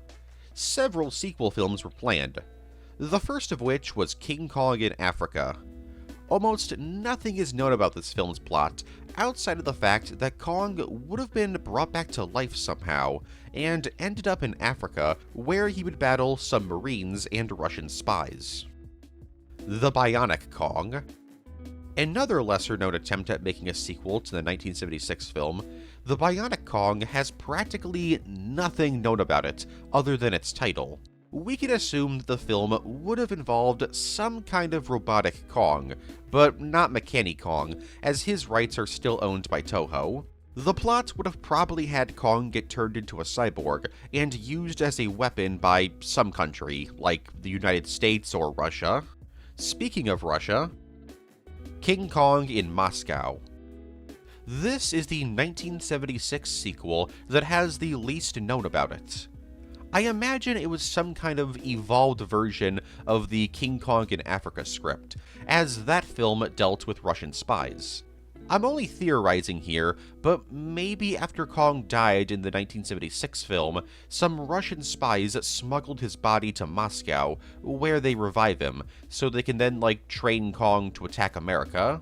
Maybe they were trying to create a Kong-human hybrid army inspired by Ilya Ivanov in his attempts at creating human-ape hybrids in the 20th century. Yeah, this was a real guy. He tried to get several chimpanzees and orangutans pregnant via artificial insemination, and the Soviet government was like, "What? What are you doing? Stop! What's wrong with you?" And they exiled him. King Kong vs. Orca. The final scrapped sequel to King Kong 1976 that I'm going to talk about, this one, as the name suggests, would have been a crossover between King Kong 1976 and the 1977 Jaws ripoff, Orca. Now, you might be thinking, was this a passion project? Was Laurentiis super in love with the film Orca? No, it was a business thing. Laurentiis had actually produced Orca specifically to rip off Jaws, so I imagine he thought a crossover film between two of his own projects wouldn't be that difficult to get off the ground. Honestly, I kind of wish this film happened because it's such a dumb idea.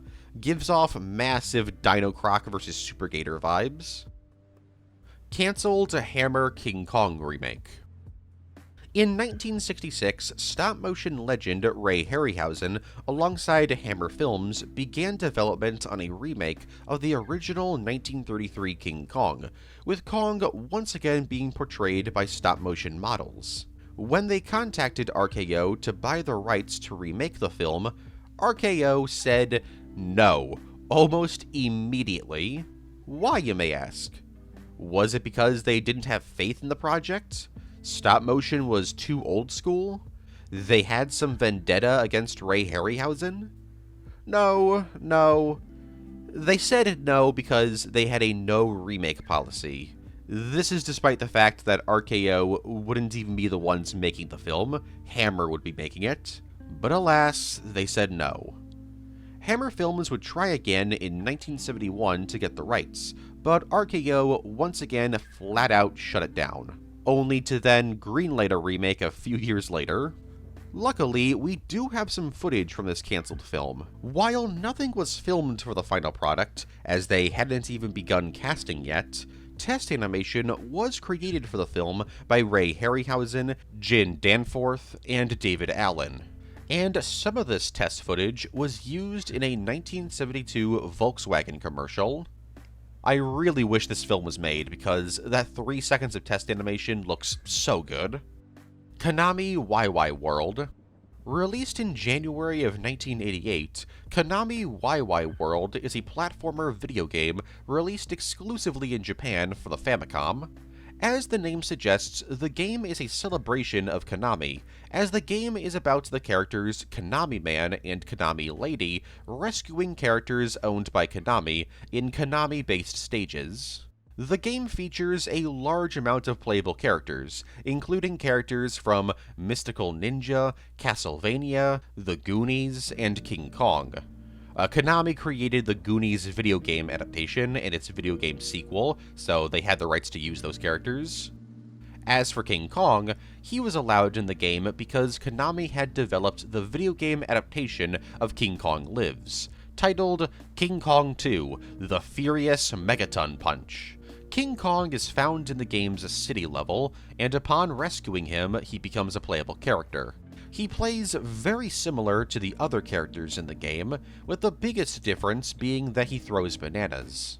When this game was re-released in 2006 for mobile phones, Konami no longer had the rights to Kong, so they removed him from the game and replaced him with Penta, a character from the series Antarctic Adventure. Cancelled King Kong Skull Island TV show. In April of 2017, only a month after the release of Kong Skull Island, a live-action King Kong series was announced to be in development by IM Global Television and Mar Vista Entertainment.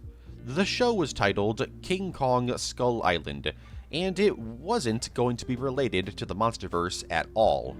Instead, it would be based on the King Kong of Skull Island sub-franchise.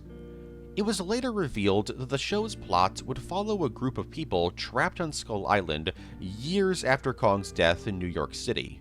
There, they would come into contact with Kong's family, which I assume means a female Kong and a baby Kong, much like King Kong Lives. The only other plot detail that we know about the show is that the series would have been a, quote, female-led multicultural ensemble. Sadly, not only is this the last thing that we know about the show's plot, but it's also the last thing that we know about the show, period, as almost no more information has come out about the show. It wouldn't be until 2022 where it would be revealed that the show was cancelled some time ago.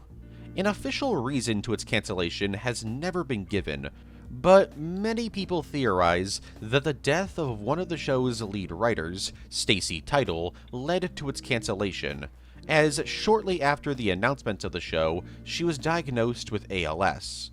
She kept working on projects for as long as she could, but she would eventually pass away in January of 2021. King Kong Encounter. King Kong Encounter was a ride at Universal Studios Hollywood from June 1986 to June 2008. The ride had you hopping in a tram as you went around New York City as King Kong from the 1976 film goes on a rampage around you. During the ride, you would catch Kong's attention, and he would try to attack you. Luckily, you would escape, and that was that. The ride was one of Universal's most popular rides for decades, and is an extremely important ride in both the history of theme parks and animatronics, as Kong was portrayed by a 30-foot-tall animatronic that costed $7 million to build. The animatronic was even given a unique banana smell to it. Now you might be thinking, wow, this ride sounds awesome. I'm gonna go to Universal Studios Hollywood and experience it. You might want to rewind the video. I said it was a ride at Universal Studios Hollywood. On June 1st, 2008, a massive fire broke out at the backlot of Universal Studios Hollywood. The fire was caused by some asphalt shingles, and it took an entire 24 hours to be put out. Luckily, nobody died in the fire, though 17 people were injured. This fire is extremely notable, as not only did it result in the destruction of over 120,000 audio master tapes belonging to UMG, 50,000 archived digital video and film copies, but also the entire King Kong Encounter attraction as well. As of today, the only way to experience the ride is through videos online. Abbott and Costello Meet King Kong. Abbott and Costello Meet Captain Kidd is a 1952 comedy that serves as a crossover between the comedic duo Abbott and Costello and the 1945 film Captain Kidd. The film is notable for being about Abbott, Costello, and Captain Kidd arriving at an island in search of treasure, and this island is called Skull Island. This has led some people to believe that this is a leftover plot detail from a cancelled Abbott and Costello Meet King Kong film. And those people are actually correct. A film titled Abbott and Costello Meet King Kong was briefly in development, but was eventually cancelled, and the Kong stuff was added into the Captain Kidd film, though all of the Kong stuff was cut from Abbott and Costello Meet Captain Kidd before it began filming.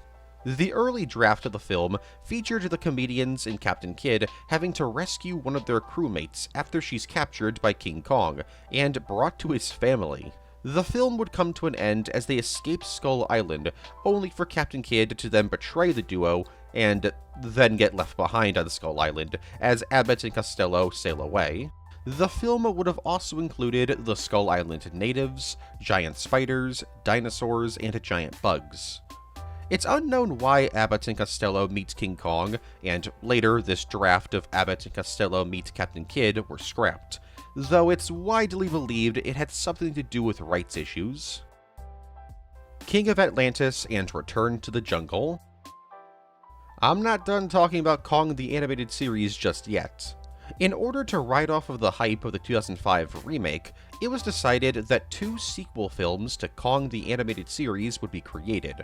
The first was titled Kong, King of Atlantis. This film reveals some absolutely insane lore, like how the original King Kong was the king of Atlantis and was responsible for sinking Atlantis due to the villainous Queen Reptilia wanting to take over the world. Another character from this show who definitely served as an awakening to somebody. Reptilia is very much still alive, and still wants to take over the world, so Jason, Clone Kong, and friends traveled to Atlantis as it rises up from the ocean in order to battle her and save the world. But it's not so simple, as Kong gets convinced by Reptilia that his friends just use him, and that he's better off hanging out with her. Though this doesn't last very long, and he does eventually side with his friends. In November 2006, the final installment in this continuity was released, in the form of the film Kong, Return to the Jungle, and as you can tell from these screenshots, there was a change in animation studio. Now using 3D animation, this film tells the story of Clone Kong and a bunch of creatures from Skull Island being captured by a new villain named Hunter Stag III, who brings them all to New York City in order to be part of his zoo. So Jason and friends travel to the Big Apple to save Kong and the other creatures being exploited by Stag. While fans of the show seem to like King of Atlantis, they don't really seem to like Return to the Jungle, mainly because of the film's animation. Halloween Horror Nights. Shout out to my viewer Luna Lord for pointing this entry out to me. Kongfrontation was a ride at Universal Studios Florida from June of 1990 to September of 2002. It served as a companion ride to King Kong Encounter, and during Universal's yearly Halloween Horror Nights event, the attraction was reformatted into the attraction Nightmare Creatures 2. Well, this was the case in 2000. Other years, it was a different attraction. Nightmare Creatures 2 was actually not based on Kong, but instead the video game of the same name.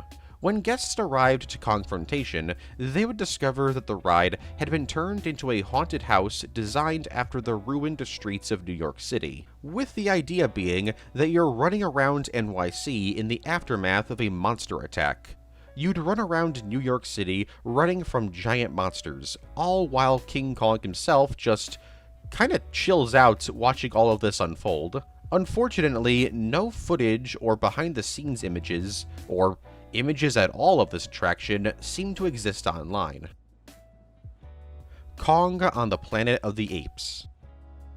Releasing from November of 2017 to April of 2018, and written by Ryan Ferrier, Kong on the Planet of the Apes, as the name suggests, is a crossover comic between King Kong and the original Planet of the Apes film series. The story starts up immediately after the events of the original film, with Dr. Zaius traveling to the Forbidden Zone in order to destroy the remains of the Statue of Liberty, in order to keep the secret that humanity used to rule the world hidden from the other apes. But when he and his troops arrive, they discover a giant dead female Kong lying by the statue.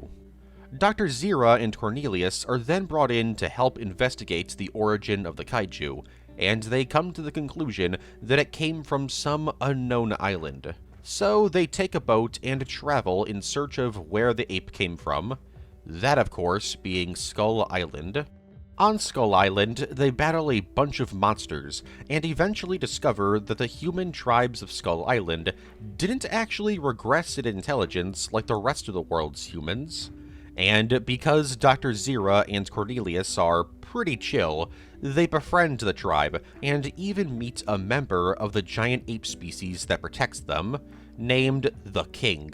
But just because they're chill doesn't mean the other apes are, as Dr. Zaius decides to capture the King along with some other Skull Island creatures and bring them to Ape City. And he's successful at this, even capturing Nita, the main human of the story. She's a member of the Skull Island tribe. Upon returning to Ape City, the King, of course, goes bananas and goes to rescue Nita. This doesn't end well, though, as both the King and Nita are killed. The expedition to Skull Island is then ordered to be covered up, though General Ursus does suggest that they return to Skull Island and wipe out the rest of the humans. But before he could end up doing that, the events of Beneath the Planet of the Apes happens, which ends with the entire planet being destroyed.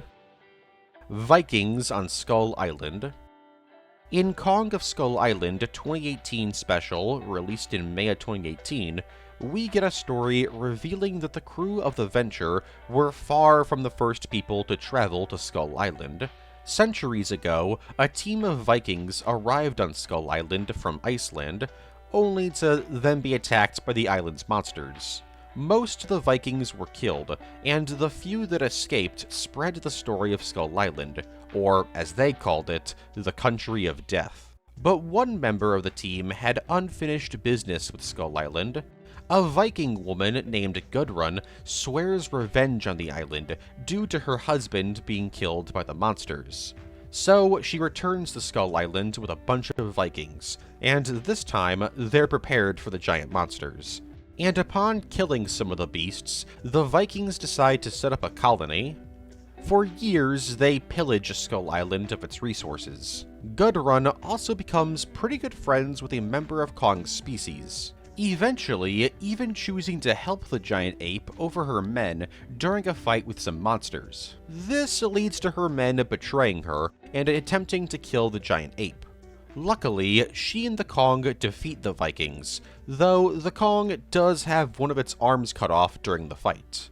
And so, Gudrun spent the rest of her life living on Skull Island, hanging out with her one-armed Kong friend.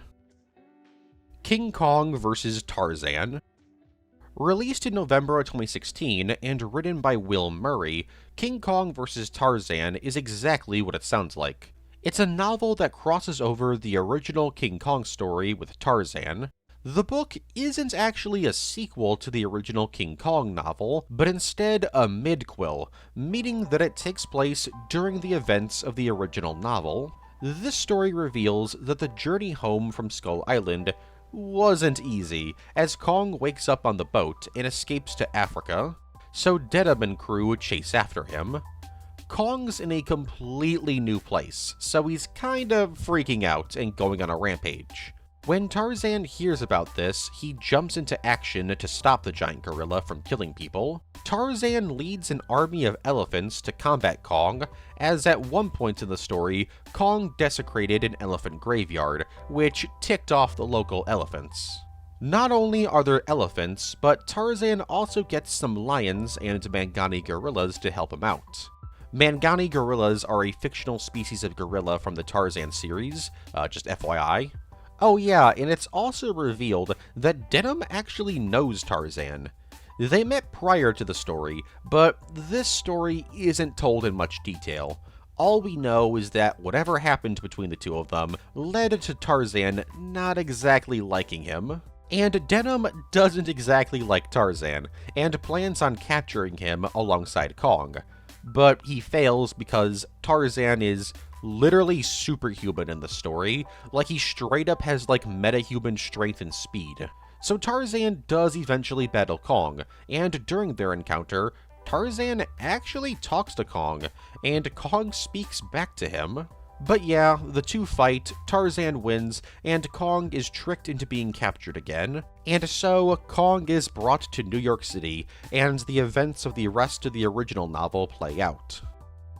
King of the Lost World. Released in December 2005 to ride off of the hype of the 2005 remake, King of the Lost World is an adaptation of the 1912 Arthur Conan Doyle book, The Lost World. Though you're probably curious as to why there's a giant ape on the cover of the film, as there's no such kaiju ape in the original book. Well, that's because, while this is technically a modern adaptation of The Lost World, it's really a King Kong mockbuster. Created by the infamous film studio The Asylum, known for such hits as Hillside Cannibals, Monster, Age of Tomorrow, and Hansel and Gretel, King of the Lost World is about a group of people crash landing on a mysterious island, where they face off against a bunch of monsters, such as a giant scorpion, dragons, and most notably, a kaiju-sized Gigantopithecus. That's very, very clearly inspired by the 2005 King Kong remake. Honestly, this film probably isn't Iceberg entry worthy, but I wanted to include it because the King Kong knockoff in the film gets nuked. Yeah, King Kong gets atomized by an atomic bomb in this film. Creation. In 1930, Willis O'Brien began work on a stop-motion dinosaur adventure film for RKO. The film was titled Creation, and was about a group of people getting stranded on a mysterious island, where they would come face-to-face with a bunch of prehistoric creatures, including a T-Rex, Pteranodon, Triceratops, Brontosaurus, and an Arsinotherium. The story follows the characters as they try and survive the horrors on the island, and while a lot of them are killed, luckily some of the people do escape. Don't feel too bad about the people who died. One dude beat a baby Triceratops up. Dude deserved to die. Anyways, sadly, you can't actually watch the film in its entirety, because it doesn't exist. During production on the film, Marion C. Cooper and the heads up at RKO decided to cancel the film, despite 20 minutes of the film being finished. The reason for its cancellation was because they deemed the film as boring and too expensive. In the aftermath of its cancellation, many of the models created for the film were reused in the original 1933 King Kong film. There were even several scenes from Creation that served as heavy inspiration for several scenes in King Kong. If you want to watch the 20 minutes from Creation that was created, unfortunately, that's also not possible, as most of it is lost to media. Only about 5 minutes of footage from the film has been found over the years. What is it, Kong? What's the matter? Oh, no wonder he's excited. Take a look at this. The king has gone Kong. The triple whopper for the Kong in you. King Kong now playing. King Kong, starring Bruce Cabot, now returns. The original The Mighty Kong. So there's a rumor that the 1998 The Mighty Kong film was supposed to be much darker in tone. As mentioned earlier, the final film was a cheaply put together, goofy animated musical. This rumor stems from a scrapped poster for the film. And, yeah, I can see why somebody would think that this poster was for a completely different film. This poster looks like a very serious adaptation of Kong. So, was this poster for an earlier version of the film? One that was far more serious? No, probably not. Remember, The Mighty Kong was created to cash in on Mighty Joe Young, and if you compare this poster to Mighty Joe Young's poster, you'll see that this poster is very clearly inspired by the Mighty Joe Young poster. My guess is that this was the original poster for the Mighty Kong, but the studio got worried that if they used this poster, it might be too obvious that they were trying to trick people into thinking that the Mighty Kong was related to Mighty Joe Young. so they changed the poster to better reflect the film. Funny Farm. In the aftermath of the attacks on the World Trade Center on September 11, 2001, media in the United States scrambled to censor things that could be seen as offensive or triggering, and King Kong Lives was deemed as one of these projects that could be seen as offensive or triggering. No, not because the film sucks, but because the film begins with footage from the 1976 film, which showed Kong climbing and falling from the World Trade Center. The film was scheduled to air on TBS shortly after the attacks, so TBS simply cut the film's intro and aired the rest of the film normally. Just kidding, that would have made sense. Instead, they decided to pull the film from their lineup and replaced it with the 1988 comedy Funny Farm. Imagine being really hyped to watch a King Kong movie, and then Funny Farm comes on. Gorilla. Goro from Ultra Q wasn't the only kaiju created out of a King Kong suit that, wasn't King Kong.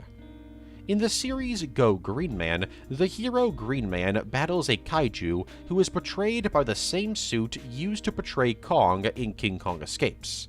This kaiju was named Gorilla. Yeah, that's its name, Gorilla. Gorilla is a very simple-minded kaiju, and was created by the series villain Tonichi. Gorilla's only purpose in existing was extracting the blood of children to give to the series' main antagonist, Mao. Green Man would luckily show up and stop Gorilla, even after the ape turned into a giant kaiju. The King Kong suit used to portray Gorilla wasn't actually modified that much, outside of the supports in its arms being removed. But because the suit had been sitting in storage for nearly 5 years, the suit had deteriorated a bit, so Gorilla doesn't look all that good. Should also mention that Green Man is a Toho creation, so this time around, Toho didn't lend the suit to anyone. King Kong Lives injured Peter Cullen. The legend himself, Peter Cullen, was actually responsible for King Kong's sounds in King Kong Lives, though he was uncredited for his work, which is very lame. Especially since Peter Cullen actually got injured while performing as Kong. While recording audio for the film, Peter Cullen strained his throat so badly that he began to cough up blood. This led to Peter Cullen's throat to be messed up for a little while, which was a problem, because he was set to record to the sounds of the Predator for the original Predator film. But because of his bad throat, he could only make clicking sounds instead of deep, raspy roars. Though this has since become an extremely iconic part of the Predator franchise. Kong the Origin. In May of 2014, a trailer was released for a film titled Kong the Origin, with a release window of 2016. Created by Aquaman Entertainment, the film was to be an adaptation of the classic story Journey to the West, which has nothing to do with King Kong. But in the film's concept trailer, we see a lava rock monster that looks like a combination between Kong and one of the Nephilim from the film Noah. In this film, Kong would have been born on primordial Earth, and got involved in a conflict involving 2 alien races who were fighting over Earth. Now, this film's Kong wasn't actually going to be King Kong, but instead an adaptation of Sun Wukong, the Monkey King. But obviously, they called the film Kong, and had him look like this to invoke King Kong. The film was ultimately cancelled sometime in 2017 or 2018, as the 2 studios working on the film got into a lawsuit with each other. Years later, Aquaman Entertainment would produce the film Monkey King: The Beginning, which seems to be a spiritual successor to this cancelled film. Kodacolor VR. Kiko, aka the Son of Kong, is kind of a forgotten element of the original RKO King Kong timeline, mainly due to Son of Kong not exactly being all that good. And since Son of Kong, Kiko hasn't really been adapted in any other piece of media, Suko from GXK may have at one point been an adaptation of Kiko, as there's some concept art for that freak that refers to him as Kiko, but that's as close as we got. Well, besides one other appearance. In 1984, Kiko was adopted by the company Kodak as the mascot for their, at the time, new Kodacolor VR line of products in Japan. This was due to the fact that in 1983, for the 50th anniversary of both the original film and Son of Kong, a toy of Kiko was created exclusively for Japanese markets. And for some reason, people in Japan really liked Kiko, thinking that he was cute. So Kodak got the rights to Kiko, and for a little while, a stop-motion Kiko was featured in commercials promoting Kodacolor VR film. Along with the commercial, several other pieces of merch were created, such as pamphlets detailing Kiko's story about wanting to travel to New York City to see his dad, and there was even a plushie made. Years later, author Tamio Kageyama would write a storybook telling the quote-unquote true story of Kiko, which tells the tale of Kiko making his way from Skull Island to New York City looking for his dad. And it turns out that in this continuity, Kong is an actor and was in New York City filming the original King Kong film. So the two Kongs then head back home to Skull Island, and that's the last we've ever seen of Kiko. Skull Island was destroyed. Thanks to the in-universe reference book, The World of Kong, A Natural History of Skull Island, we know what happened to Skull Island after the events of the 2005 remake.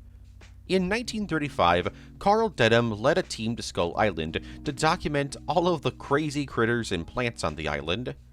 It was decided then that they would make a permanent base on the island, and this did not last long, as in 1936 a massive earthquake occurred and sank a chunk of the island into the ocean. This was the beginning of the end, as in 1948 another earthquake occurred which sank the rest of the island, and so the dinosaurs went extinct again.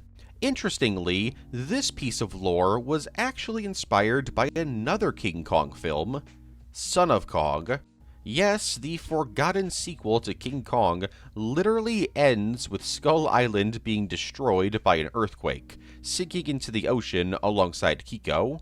And so, both the RKO Skull Island and Peter Jackson Skull Island are destroyed in their respective universes. Wasei Kingu Kongu. This is a film released in October of 1933 and was directed by Torajiro Sato. Japanese King Kong, as it's translated to, is a parody of the original King Kong film, and features... well, it doesn't actually feature a monster at all. The film was about a man named Koichi and his friend Yokoshima, trying to make some money. Yokoshima is forced to break up with his girlfriend because her father thinks that he's too poor. So, in order to make some money, he dresses up in a gorilla costume and begins to do performances as King Kong for a local theater. He's pretty popular, but one day he loses his cool when he sees his ex-girlfriend with her new rich boyfriend. So, he attacks the boyfriend and chases him around the city. And because... I guess the suit is just that convincing, local police, firefighters, and hunters believe that a giant ape is on the loose. The film ends with Yokoshima knocking out the boyfriend and placing him inside the gorilla suit so that he can get in trouble. Yokoshima is then paid for his performance, and he uses the money to buy his ex-girlfriend's father's favor. And so, it's a happy ending. Except, probably for the boyfriend. He probably got in trouble. This is only a very brief rundown of select pieces of the film, as unfortunately, the film is lost media, with only posters and promotional images for the film having survived. Scrapped James Rolfe cameo. Internet legend James Rolfe, aka the Angry Video Game Nerd, is a huge Godzilla fan, and also a King Kong fan, but mainly a Godzilla fan. Many people got into Godzilla because of his now iconic Godzilla-a-thon series from the late 2000s. I know that's how I became a fan. And because of this, Adam Wingard contacted James Rolfe and offered him to have a cameo in Godzilla vs. Kong. This would be a literal dream come true, but James declines the offer. Not that he didn't want to do it, but because if he did agree to it, he would most likely miss out on the birth of his second daughter. Last Day of the Dinosaurs. Last Day of the Dinosaurs is a documentary airing in August 2010 on the Discovery Channel. It's about the KT extinction, the extinction event that wiped out the dinosaurs. As I've said a couple of times now, this film has nothing to do with King Kong. So, why am I talking about it? Simple. Like with a lot of documentaries, you can buy a DVD of it. Here's the official cover to Last Day of the Dinosaurs. You see why I wanted to talk about it?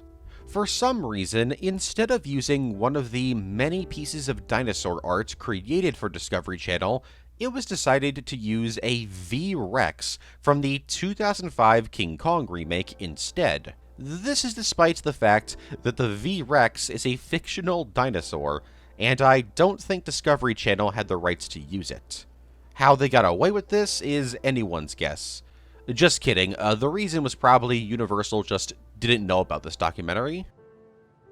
King Kong almost destroyed the World Trade Center in real life. Alright, so this entry's name is a bit misleading. Let me explain. During the filming of King Kong 1976's climax at the World Trade Center, 30,000 people showed up to play extras in the film. This caused some issues, because the Port Authority of New York and New Jersey were worried that the weight of 30,000 people all standing on the World Trade Center plaza would lead to the plaza to collapse. For those that don't know, below the plaza was actually an underground building that included a parking garage and mall, which meant that the plaza could collapse. So production was shut down that night, only for the film crew to return to the plaza a few days later with a much smaller amount of extras to finish up filming.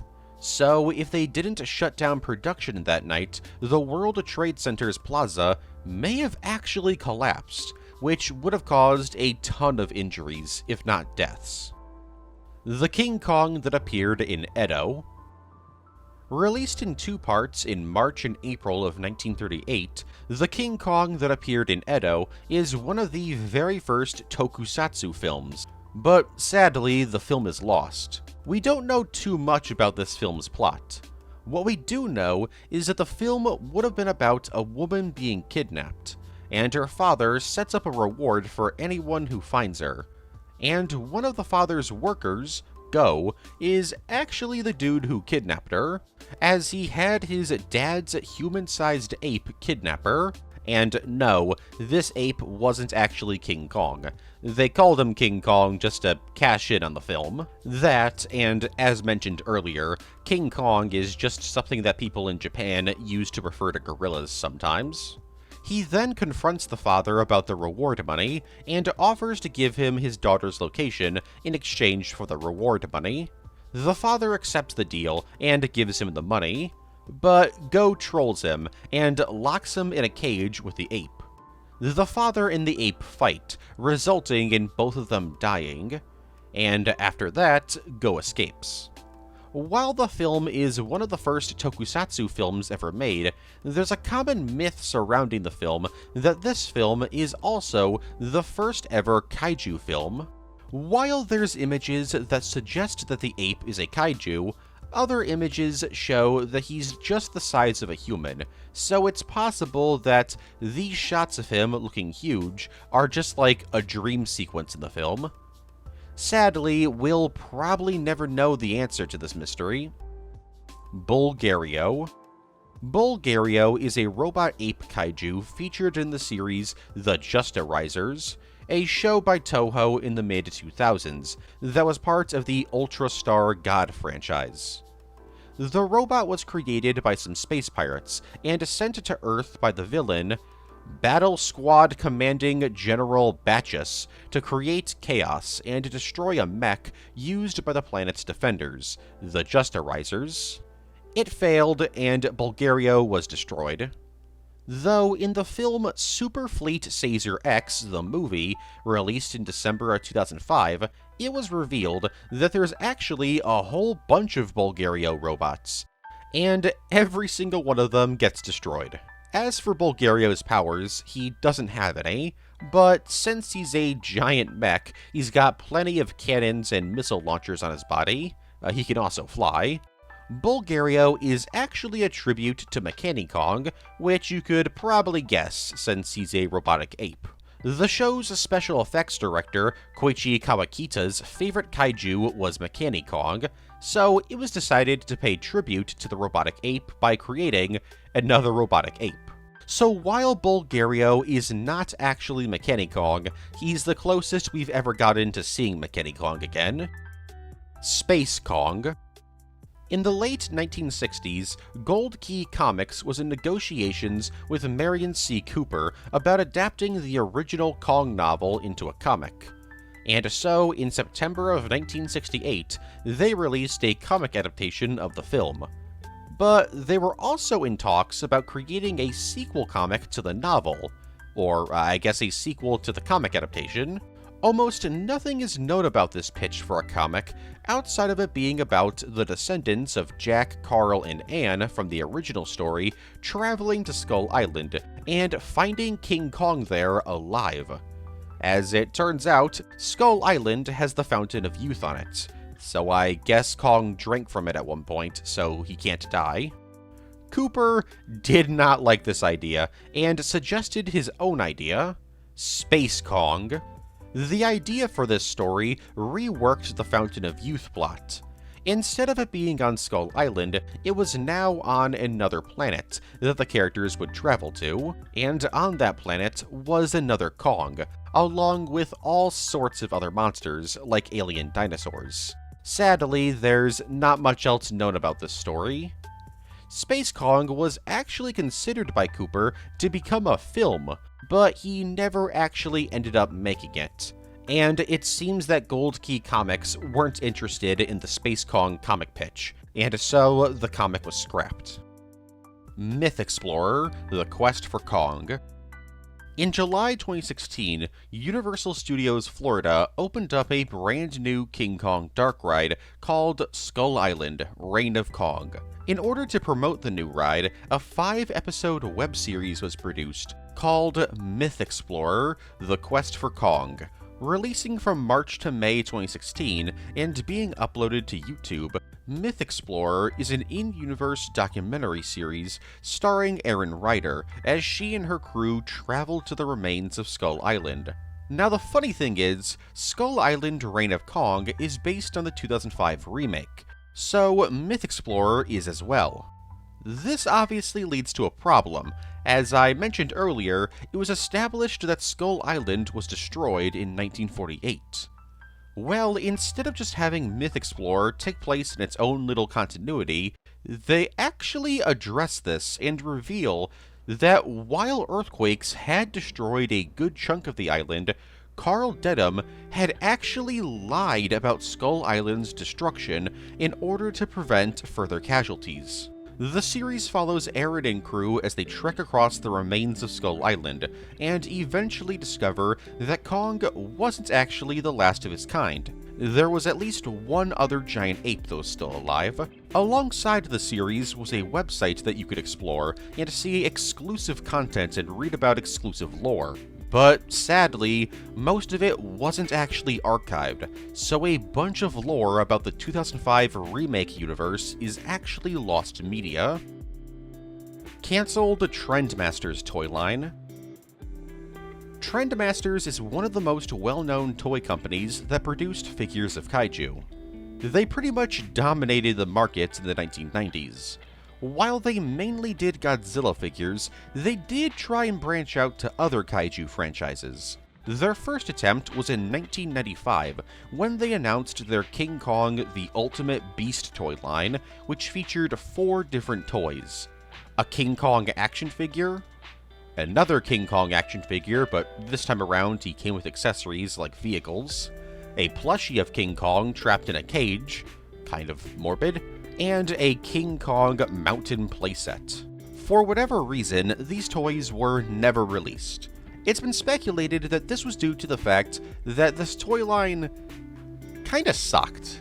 I guess there's no way to know for sure that it would have sucked, but like, look at these Kong figures. They all look almost identical to each other. Don't worry though, you could actually buy one of these King Kong toys. The King Kong action figure was released as the character Kerchak in Trendmaster's Tarzan toy line. Trendmaster's second attempt at branching out from Godzilla was a bit more successful, as the toys were actually properly released. They made 6 Gamera toys that were released in a single wave, and I guess they didn't sell well, because that was it. Konga. Released in March of 1961, Konga is a kaiju film about a chimpanzee who gets turned into a giant-sized monster who terrorizes London after his creator, the evil scientist Dr. Charles Decker, orders him to assassinate all of those in the scientific world who are more respected than him. So, that's a lot of people. Originally just being a pretty big ape, he turns into a kaiju by the end of the film, but is later killed by the British military. Though Charlton Comics would get the rights to produce Konga comics, and would have Konga survive in their comic adaptation of the film, and he would go on to star in over 20 comics, and had his art done by Steve Ditko.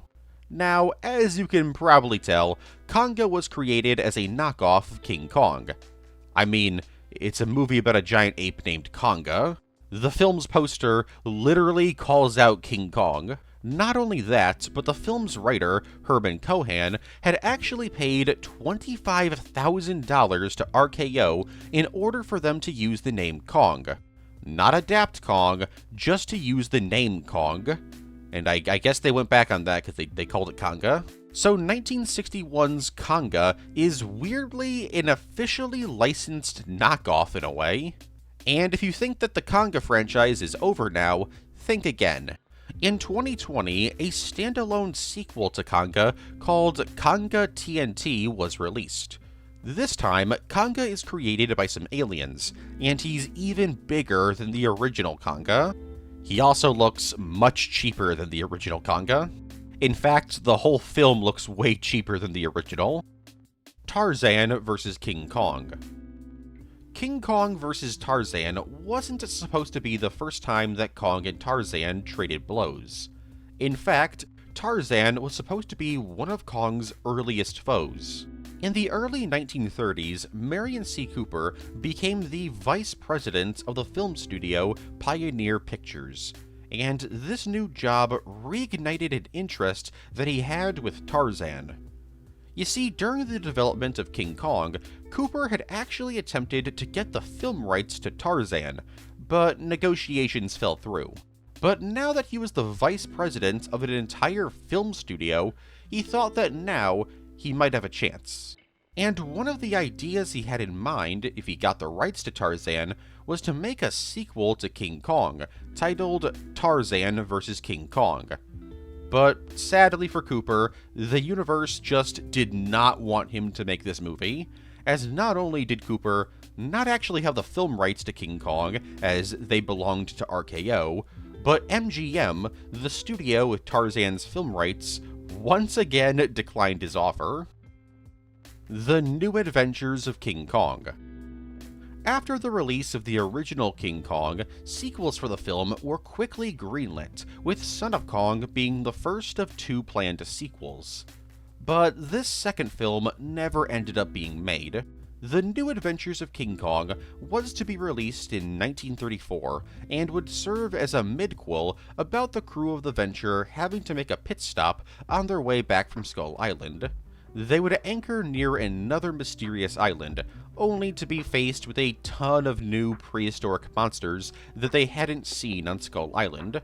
In order to survive, they release Kong to fend off against the beasts. But after Kong tears through the monsters, he bolts into the jungle, which leads to the crew chasing after him. and by the end of the film, the crew would have recaptured Kong and set sail for New York City. Not much else is known about the New Adventures of King Kong, as it never got far into production due to Son of Kong being a bit of a flop, so RKO pulled the plug on the project very early on. The idea of the venture having to make a pit stop was reused decades later for the novel King Kong vs. Tarzan, but it was also going to be reused in The Eighth Wonder. This is a cancelled King Kong film from the early 1950s, and was being developed by Marion C. Cooper himself. There's conflicting information about this film. Some claim that the film was going to be a full-on remake of the original, while others report that it was going to be a midquel focused on the venture having to make a pit stop on their way back to mainland USA.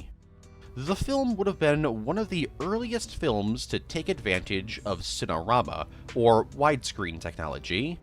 Perhaps the film would have happened if not for the death of Fred Waller, the inventor of Cinerama technology. He was working on some new technology that would bring stop motion to the world of widescreen cinema specifically for this project, but he would sadly pass away in 1954 while working on it. And so, because the technology was never finished, The Eighth Wonder never got off the ground.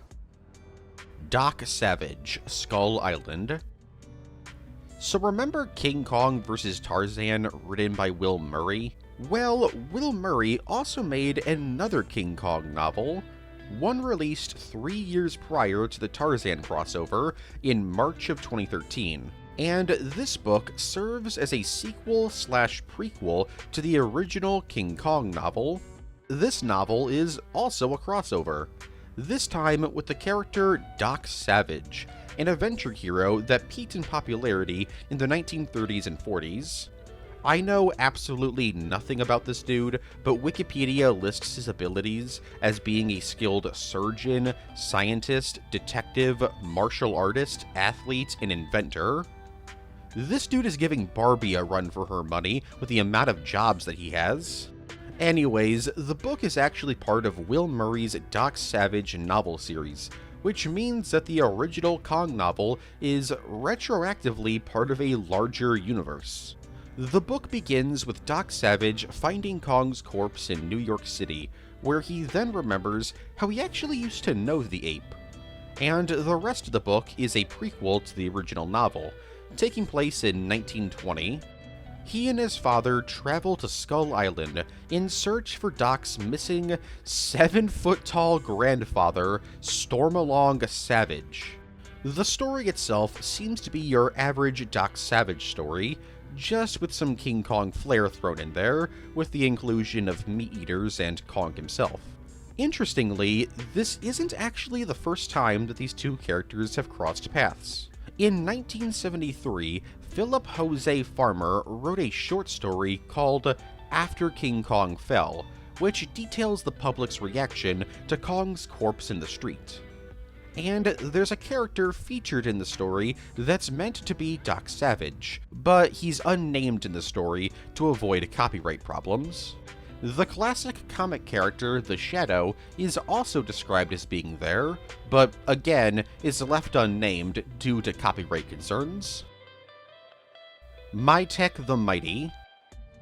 Mytek the Mighty is yet again another British King Kong ripoff from the 1960s. Created for the comic series Valiant in 1964, Mytek the Mighty is a fictional giant-sized ape that was worshipped by a tribe in Central Africa. Because the tribe that worshipped Mytek was violent, scientist Arnold Boyce decided to create a giant robot replica of Mytek in order to convince the tribe to just chill out and stop attacking people. This plan may have worked if not for Boyce's assistant deciding to take control over the Mytek robot and try to use it to take over Africa. After some shenanigans, Boyce's assistant, named Gogra, builds another robot named Tyron, who Gogra plans to use to take over Europe. Luckily, Boyce is able to free Mytek the robot from Boyce's control, and the robot destroys Gogra. Mytek the Mighty then becomes a hero of Earth and battles numerous threats like aliens, a robot version of Gogra named Gograth, a robot rhino, and Boyce's arch-nemesis, Dr. Villain. Outside of two very brief revivals in 1992 and 2020, Mytek the Mighty hasn't been properly seen since 1970, and I don't think that's going to change. The Adventures of Kid Kong. King Kong Lives wasn't supposed to be the final entry of the 76 Kong continuity, or Konginuity. Oh, brother, this guy stinks! In 1987, a follow-up to the film began being pitched, but not as a film, as King Kong Lives did not exactly live up to the box office. Instead, the follow-up was going to be a cartoon series titled The Adventures of Kid Kong. This would follow the baby Kong from King Kong Lives, all grown up. He would also be way taller than his father. In fact, he'd probably be the biggest Kong ever, as he was described as being as tall as an entire mountain. He also had a bunch of powers, like laser eyes, invisibility, flight, the ability to breathe in space, and he could also blow gusts of wind out of his mouth. At least, that was the initial pitch. It was eventually decided to scale him down a lot, but he would still have powers. For example, he would be able to shrink to be 6 feet tall and grow to be 55 feet tall. For about 2 or so weeks, the team behind the show brainstormed ideas for it, but eventually it was decided that the show just wasn't worth the effort, and the show was cancelled. Ideas for the show included Kid Kong traveling to different planets, Kid Kong hanging out with a bunch of children on his adventures. Kid Kong would be a genius and would have built a fully functioning spaceship out of bamboo sticks and coconuts. King Kong was somehow alive again and living with both Mama Kong and Kid Kong on Kong Island, and Kid Kong would face off against a bunch of different villains, like a billionaire big game hunter, a ninja woman, and an evil scientist.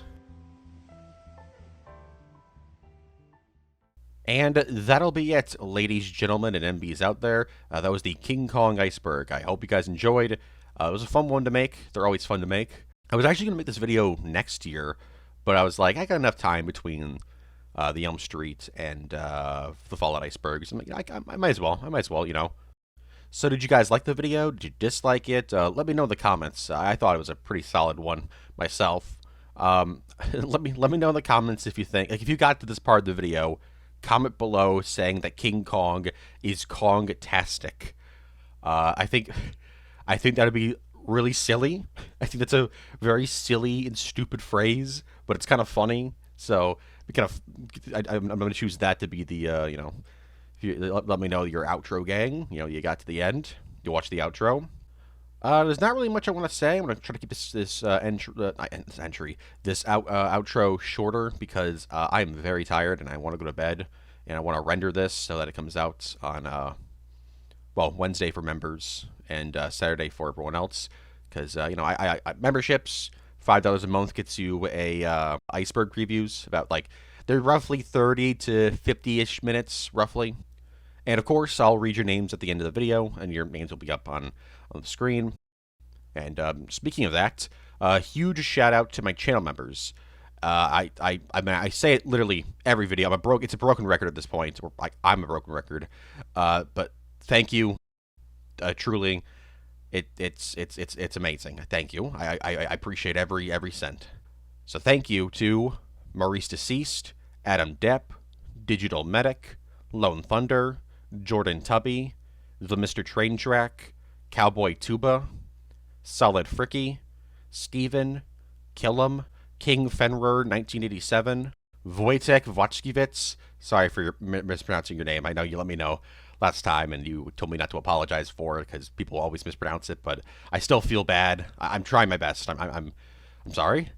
Infinity Mark, Papega, Dome Shot 529, Sailor Stell, Mano, J-Max Air, Guardian of Brooklyn, Dats J, Cody Lester, Milo the Mighty, Nora, Goat 449, Hunter Gentle, Metaphysical Loaf of Bread, Moxie, Games with Toasty, Jesse Aguilar, The Epic Rager, Nathan Tench, Vel V, Titanoboa Hunter, Ismail IXQ8, Jersey Devil, Super Blake Films, Daniel Valle, Joey Joe, Mr. Monitor, Spencer Estes, Timorum Nile, John McIntyre, and Jamin Miller. I was going to say thank you again, but again, broken record. I've said it so many times. Seriously, thank you. I really appreciate it. Next Iceberg will be obviously December. It's going to be a big one, roughly definitely over 4 hours long, like 4 to 5 hours long. It's going to be a Fallout. There's a trailer for it on my Twitter account, and also the subreddit, the fan-run subreddit. It was posted there as well, so you can go check that out. Check the subreddit out too if you want. Leave it linked in the description. This has been a long one coming. I hope you're all excited for the Fallout Iceberg. Hope it lives up to your expectations. And I literally almost forgot. They just announced Godzilla Minus One's sequel title, Godzilla Minus Zero. I'm not sure about the name. I'm happy that it's a Minus One sequel. I'm happy that they finally confirmed it. But Minus Zero, it's a weird name. I'm sure it has meaning to it. I'm not stupid, but we'll have to see what it is. I know what Minus One meant. It's it's post-war Japan, but it's even more destroyed because of Godzilla. So I guess now it's just like normal post-war Japan. I don't know. We'll see what happens in 2026. It's crazy that's going to come out. Like Godzilla Minus Zero is going to come out in late 2026, and then GXK Supernova is going to come out in I think it's May or April. We're getting another instance of 2 Godzilla films being released back to back within half a year of each other. What a time to be a kaiju fan. All right. I said I was going to keep it short. I guess I failed. Have a good one, everyone. Stay safe and all that. I will see you guys in the next video.